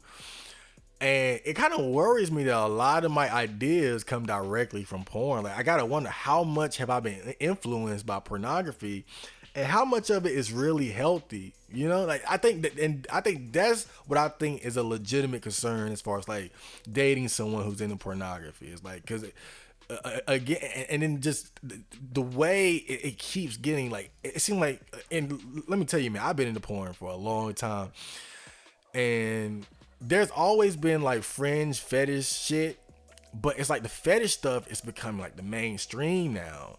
You know, it's like before it was like anal was just like that was the it, but now it's like God, I'm seeing so much more porn where you got the girl eating the guy's ass and girls being throat fucked until they vomit, and it's some guys who are seeing that, masturbating that, and they want to experience this. They want to, I want to nut on your face. I want to deep throat you till you vomit on my dick.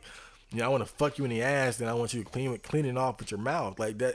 Again, that's the reality of it. So I think that is what I would consider to be a legitimate concern of pornography, is that I think that it is giving, again, men and women certain kinks, and then they're gonna try to act out these things in the bedroom, and that's a legitimate concern. But let's go into the comments here. So this person says, I think most women have a better chance of shaking hands with Jesus than they do of actually finding a man who truly does not watch porn.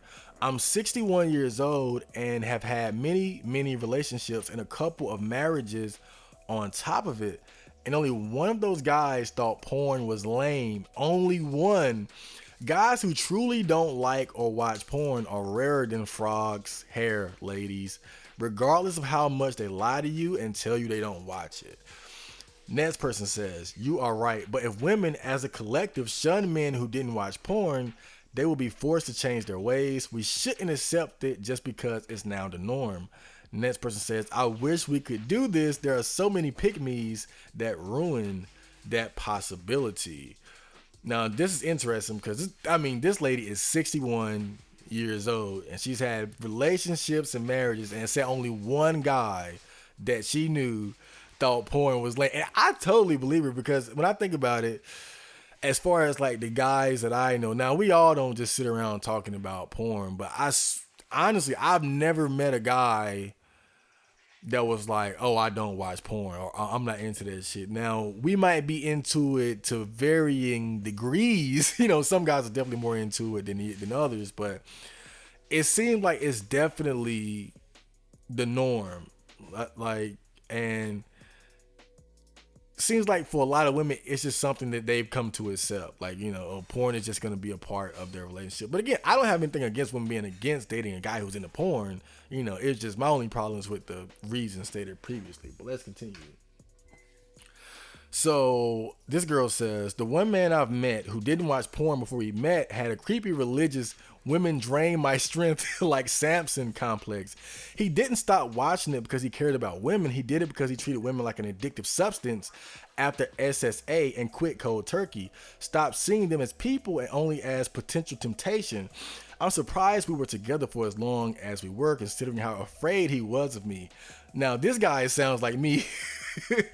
My reasoning for wanting to limit my indulgence in pornography is almost spiritual, but from the way she talks about it, is like that extended to even the way he dealt with her. Stop, and she says, stop seeing them, assuming she means women, as people and only as potential temptation. And again, that's kind of how I feel nowadays. And I've been thinking, like, if I ever start dating, if I get a girlfriend, like, I need to limit my exposure to her as well. And again, I can understand why this type of mentality would bother a woman, because this is like sort of, I don't think that it's not seeing them as people. I think it's acknowledging the fact that, lust can get out of control and it can cause you to lose balance. And I think that's where this guy was coming from. So he started by going cold turkey from pornography, but I think that same mentality is extended into his relationship where he felt as if, okay, yeah, I got a girl, but I can't allow myself to indulge too much in her or this relationship, or I'll lose my strength or my focus. And I see a lot of guys, maybe maybe not in the exact same way, but adopting a similar kind of mindset where they're becoming much more aware of their lust and their desire and their attractions, and they go out of their way to control it. And again, I think when that extends to how you deal with your girlfriend, it can get kind of weird, but I can definitely understand it. Like, honestly, I feel like if I ever did start dating, I would probably approach it with the same mentality. So this one says, it's so fucking sad that women have to be reminded of this. We constantly get shitty relationship advice and told we are weird for not wanting our SOs, IR, preferably no one, for the sake of the world, to watch and beat their meats to overstimulating material that is mental cheating, basically. Not to mention how it's the abuse and exploitation of women. Ugh. Remember that porn watchers aren't just more likely to objectify women in real life, lose motivation to do good things in life, have decreasing willpower, and are basically addicts. Don't fall for the in moderation guys either, but they consider their dicks more important than amateur girls who are likely trafficked, underage, etc. Verification processes are loose, and saying that you're okay and consenting isn't enough to shut out the possibility of trafficking, coercion, and porn stars who die so fucking young that it makes my blood boil. Those who still live retired still say alarming things. Sorry for venting. I'm just outraged how it's so normalized. Partners of men who watch porn also go through betrayal trauma. And the next person says, I haven't heard of the term really in its context. What do you mean by their partners go through betrayal trauma? The porn industry is so disgusting to me, and I think it is just the exploitation in girls and some women. I didn't realize how normalized that fuckery has become until I started telling friends about my disgust of it, and they thought I was weird because everyone watches porn. And this post, again, just brings me back to my previous issue. Is just how people always focus on how it objectifies women without acknowledging the fact that a lot of these women choose to be objectified, and it's men who are, again, put through the same type of sexual degrading acts as women. So it's not just a female thing. And they also bring up how girls are likely to be trafficked and underage. But again, this is something, again, that can apply to men as well. So again, just always focusing on, the poor, the poor female Renos. Always focus on that perspective without looking at it from the other angle. Again, the guys being exploited and being degraded, the guys who could be potentially being trafficked and underage and whatnot. Again, I think these are legitimate concerns. But again, no one looks. It's just like, just men just have their boot on the throat of females, and not holding these women accountable for their actions. One thing I think about is facial abuse. I mean, that's like the epitome of degrading women in porn, and man, it feels kind of fucked up saying this, but fuck it. I love it, and I know they love it too, when they get a girl in there who says, well, I just love rough sex. I'm into this. You gotta understand, I feel like the whole point of facial abuse, or the what I would consider and what I think they consider to be like the gold mine, or like the jackpot, is when they can break a bitch. Like they want to break a bitch. That's what it's all about. They want a girl to come in and say, "Oh, I like rough sex," and they just fuck her so hard. they just get so rough and so disgusting that she can't take it. I think that's really what they get off on. They like the fact that girls go in there claiming to like rough sex, when in reality they might be they might be into a little rough shit, but they're really doing it for the money. And so they go here and they think they can handle it, but they really can't. And you can see it in their faces on camera, like that, like this, just how degraded they feel, and they know I'm a stupid ass bitch. Like you can see it written across their face, where even they think I'm just a stupid ass bitch.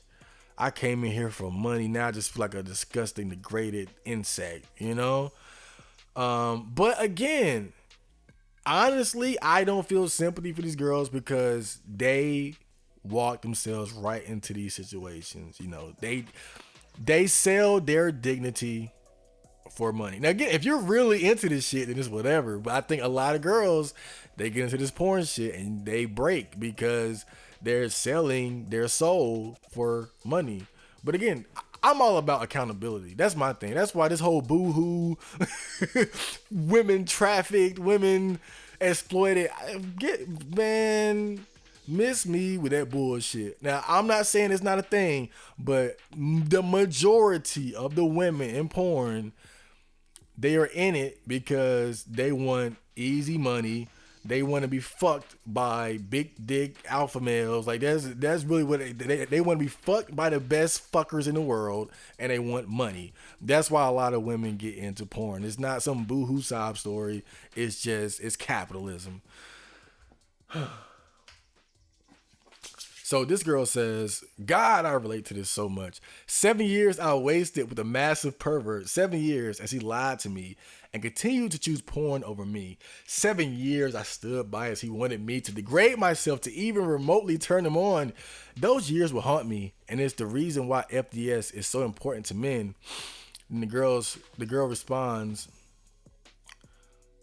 one of the worst direct effects of porn addiction. I've heard stories of a few couples, mostly newlyweds, whose husband order his wife to always wear makeup in front of him, even to bed. He doesn't want to see her without makeup. It is very bad. Now, this is something that I talked about before, and what I think is a legitimate concern that people, again, that anyone, man or female, but really women, should have when dating somebody that's into porn. Because I definitely agree with the idea that porn gives you certain fetishes or ideas, and like, again, you can say that it's just working on what's already there, or some people believe, again, it's the whole nature nurture thing, right?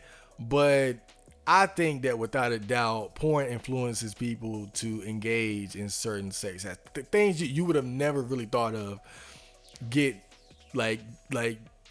get sort of downloaded into your brain. You start to wonder, ooh, what's that's like? You know, I can only wonder, like, it's definitely a lot of things I want to try, right? But I have to wonder, again, how much of that is a direct result of the pornography that I indulged in. You know, like, what would have been my idea of kinky sex had I never looked at porn? You know, I think it's something to think about. And the way this girl says, 7 years I stood by as he wanted me to degrade myself to even remotely turn him on. Those years will haunt me.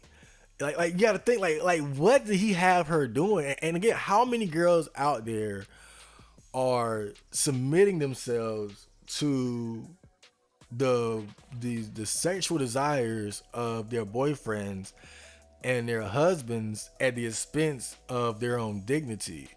You know, I mean, it's one thing if they're really into it, but you got to imagine for some of them, it makes them extremely uncomfortable.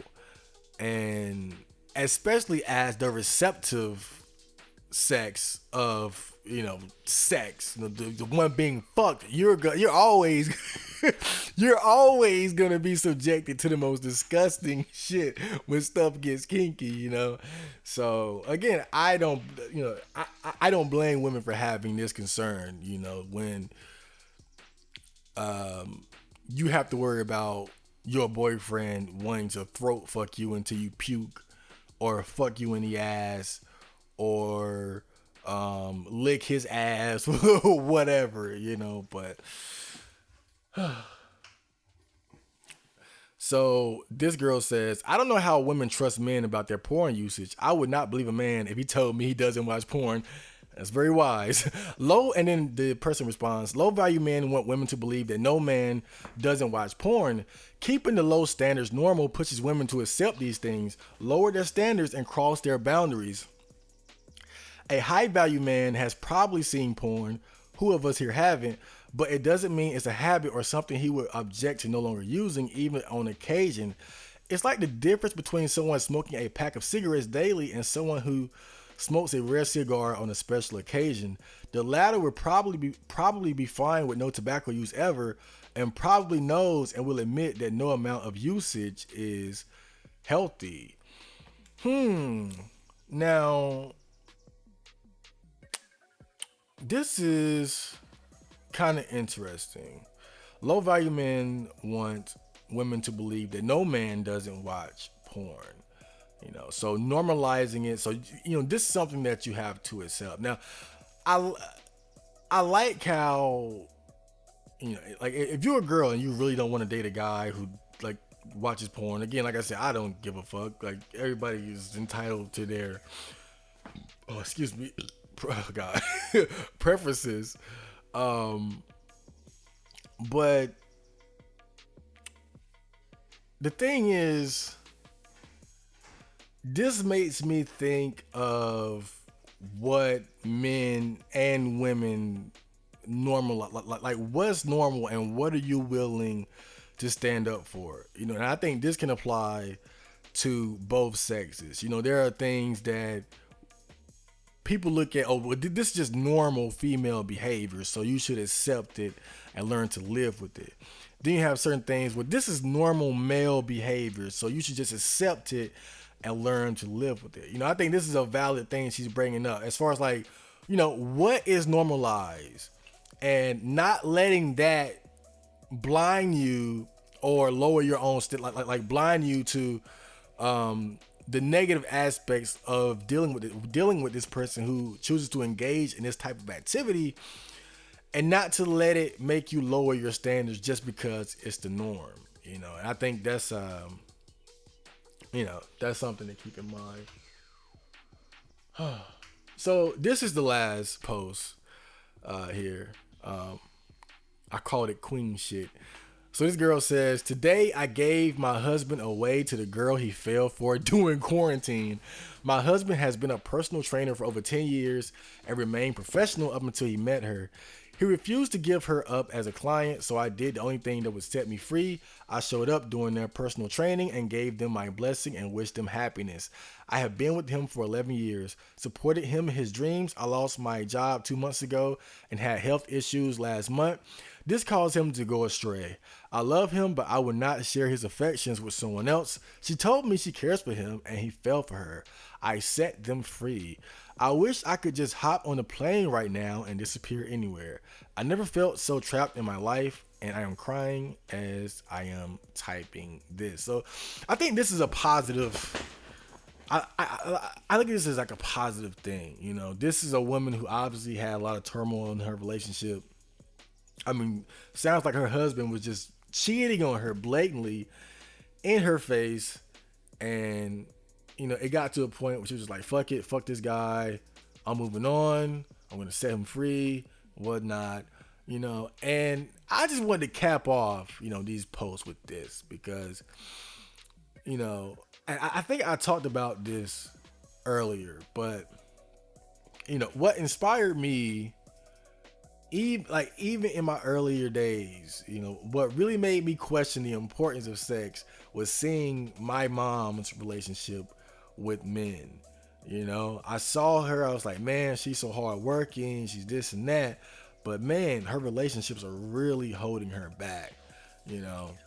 And I think a lot of guys might look at female dating strategy and maybe they don't like it or they feel intimidated by it or whatnot. But honestly, man, I think it's a good thing, because the reality is that there are a lot of women out there being manipulated and abused by men, and it's men being manipulated and abused by women. And I think it's essential for everybody to know game, to understand the truth and the dynamics about relationships. I mean, the way this information is flying around now, the way everybody is connected, I like I said before, man, you would be crazy not to at least brush up on this shit and try to understand this shit. Because as much as you might want it to be one way or the other, the reality is a lot of people are approaching dating with this type of mentality, this selfish mentality. And when I say selfish, I don't mean it as a bad thing. I don't think being selfish is necessarily bad. I always like what Floyd Mayweather said. He said, "I put me first because nobody else will." And that's the truth. Nobody, for the most part, is gonna put you first the way you can, except maybe your parents. That's probably the exception. But other than that, you really can't depend on anybody to put you first. So you need to do it for yourself. And I think that, I don't know whether it's just a prevailing idea or it's just brainwashing, but it seems like people romanticize this idea of vulnerable love, falling in love, being head over heels and all that, and I just think that shit is just, it's not wise. I was reading the book on Bruce Lee's philosophy, and one of the things that stood out to me is what he said about love. He said, "Love, but don't fall in love." Excuse me. And the way I interpret that is that he understood that love and lust can throw you off balance, just like a lot of other things.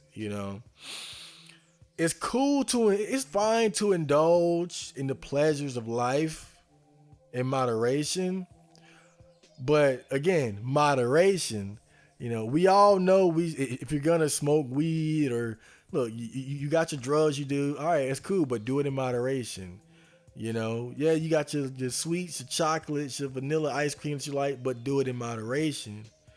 You want a marathon every TV show on Netflix, but you got to find a balance. You got to do it in moderation. But I think the problem with relationships and love is that people don't apply people don't apply that same mentality to it. Like, people don't look at love and relationships and sex as something that you need to indulge in moderation.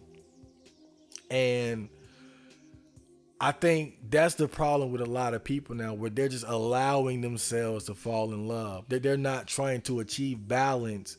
It's just, they're just going with the flow. Like, I love this person and I'll do anything they ask of me, and I'm just dedicated to this person, and then they're gone.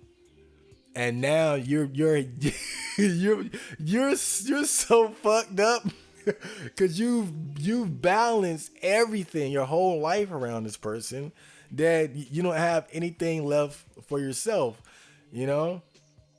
You gave up too much of yourself for this person. Now they're gone, and now it's gonna be harder for you to get back on your feet again. Falling in love, it's right there. You're falling. When is falling good? Falling is never good, but people never really recognize this shit. Falling in love is not cool. Love is cool, but falling is not cool unless it's mutual.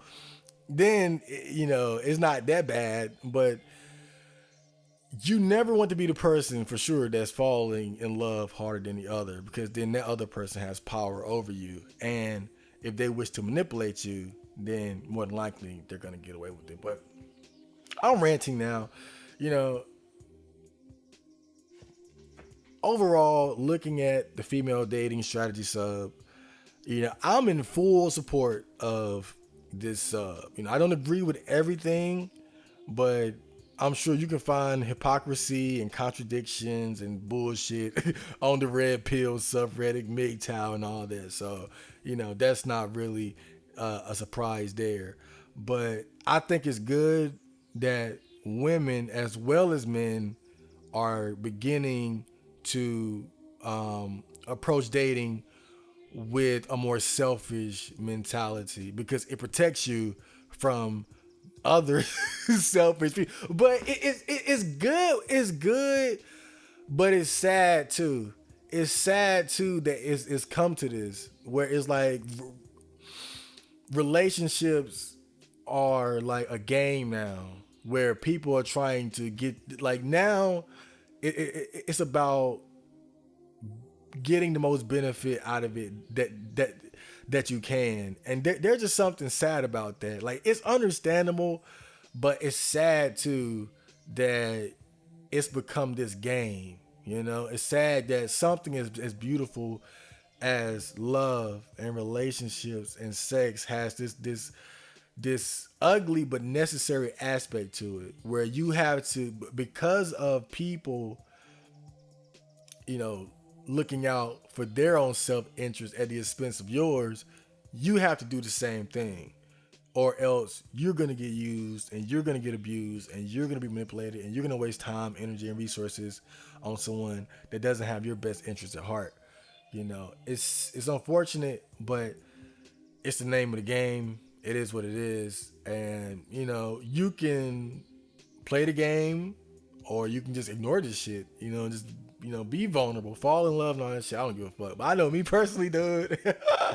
Me personally, I'm all about game. I'm all about this. So I support this shit. It's sad, and it's one of the things that just makes me not even care about being single or being in relationships, because this is what dating is now. This is what it is now, and it makes me sad.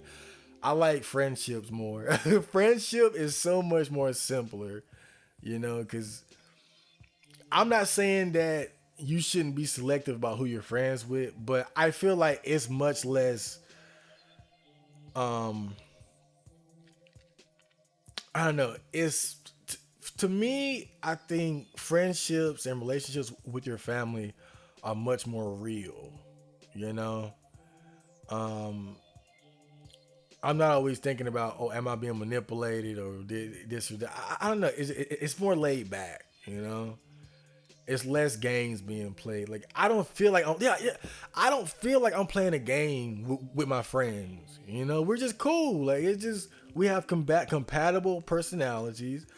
Sometimes I do shit for them, they do shit for me. It doesn't feel like this big elaborate game where, oh yeah, well, is he shit testing me? And that's what I like about friendship. It's so much simpler. I'm not saying there isn't some give take, cost benefit there, but I feel like it's much less of that.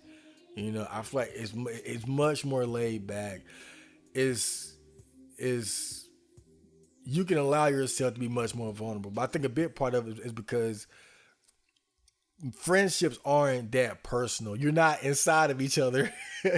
You don't have to live together. You're not making a baby together. You're not getting married to your friends and shit. So I think that's part of it too. But again, FDS, keep doing what you're doing. Thumbs up. Everybody, get your game up. It is what it is. And next, we're going to have some OC. And like I said, no thread of the day. I'm considering this the thread of the day. And I'm going to get right into comments after this. So stay tuned.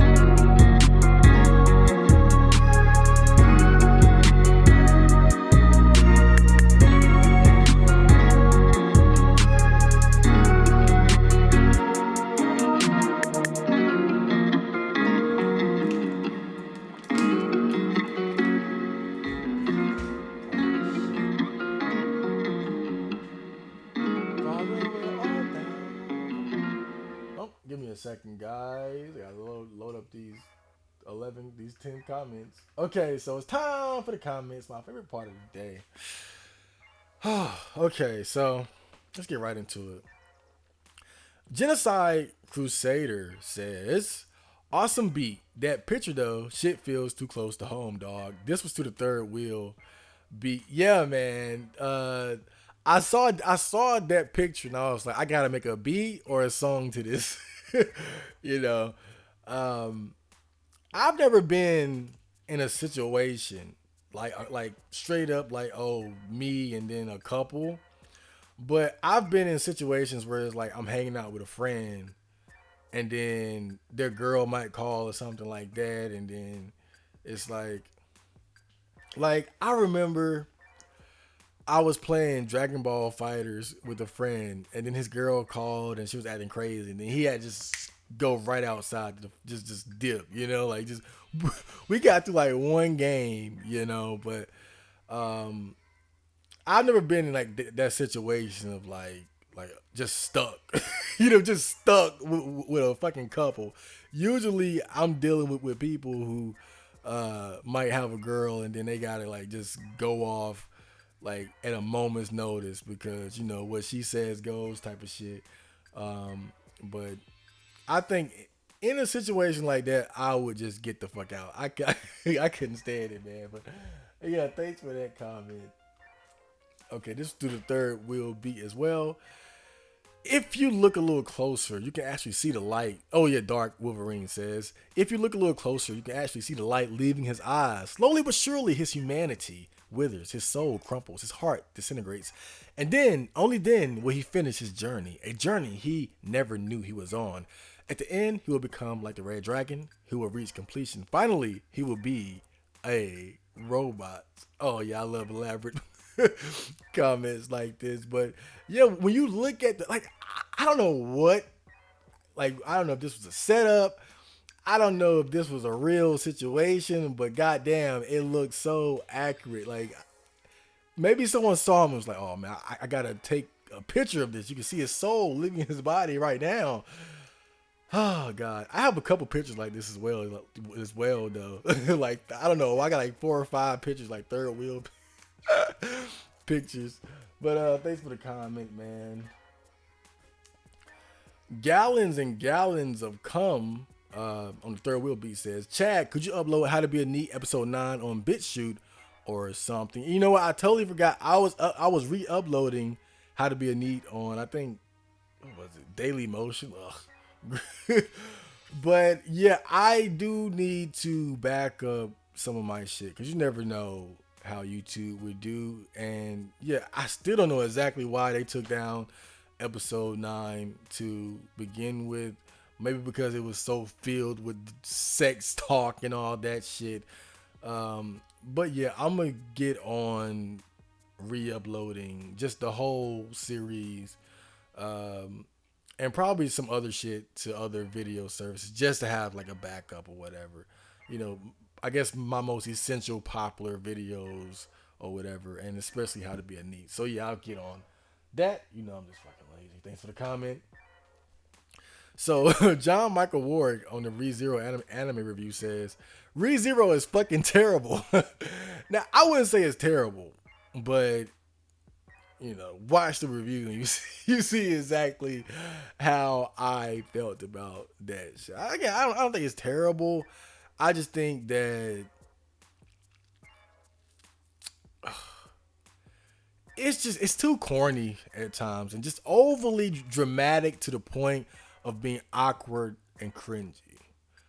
I think it does have an interesting premise. It has some value, but just again, God, main character totally unlikable, cringy, awkward, forced drama moments, etc. But it's at least a 6. Come on, man, terrible. Thanks for the comment.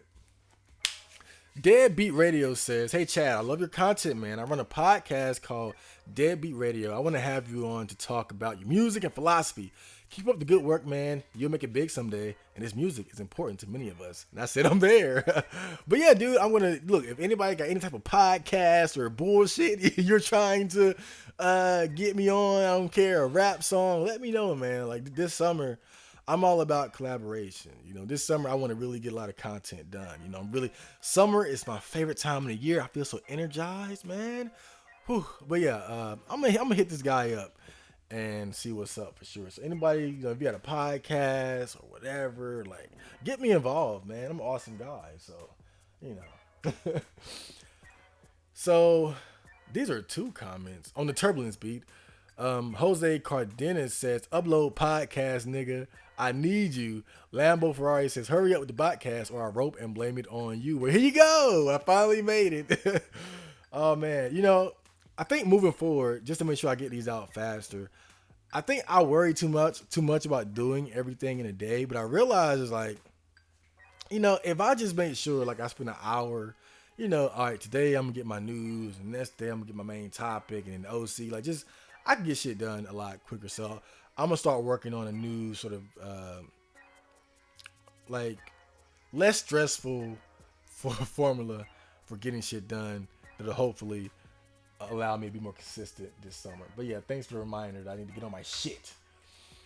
So, Cloud9 Mitchell J says, "Can't find where to watch." He was talking about Ashita no Joe anime review. And I said, "I found it streaming just by typing it in Google. Also a good torrent Oniya that I don't know about." Oh yeah, so as far as like finding anime, typically it's pretty easy for me to find. Like I found that a lot of it you can find streaming if you just fucking Google it. I don't know what your problem is, Cloud. But they also got torrents, you know. I don't want to incriminate myself here, but Tornilla, Pirate Bay, shit like that. But if all else fails, just hit me up in private. So this is on the Chad Marco won't go out today beat.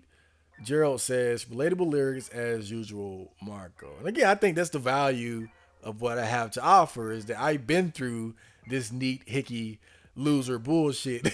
So when I write this shit, I know what the fuck I'm talking about. I can hit people right in the fields, man. It's a beautiful thing. But thanks for the comment, Gerald. And Nick IVL says, "Can't believe I only just found this channel. So good. Welcome aboard." And for all you guys, make sure you spread the word, man. Like, I don't give a fuck. If you're on 4chan or whatever, just post my song, post a video, or like promote this shit. Let's get this shit really bumping this summer, man. I'm trying to get my subs up. Thanks for the comment. And last but not least, Wandering Reload says, "I love you, nigga." I need that. Thanks so much, Wandering Reload. I love you guys too. And with that, that is the end of the episode. Sorry, it was kind of half-assed. I just wanted to get this one out. I don't know what the fuck I'm going to talk about on the next one, but I guarantee the next episode is going to be... Oh, I know what I want to do. I'm going to do another interview. It's been too long since I interviewed Seth. So for the next episode, I'm going to seek out someone to interview because that's always fun. So look forward to that. I'll see you guys again next time. And stay safe, stay beautiful. Jana.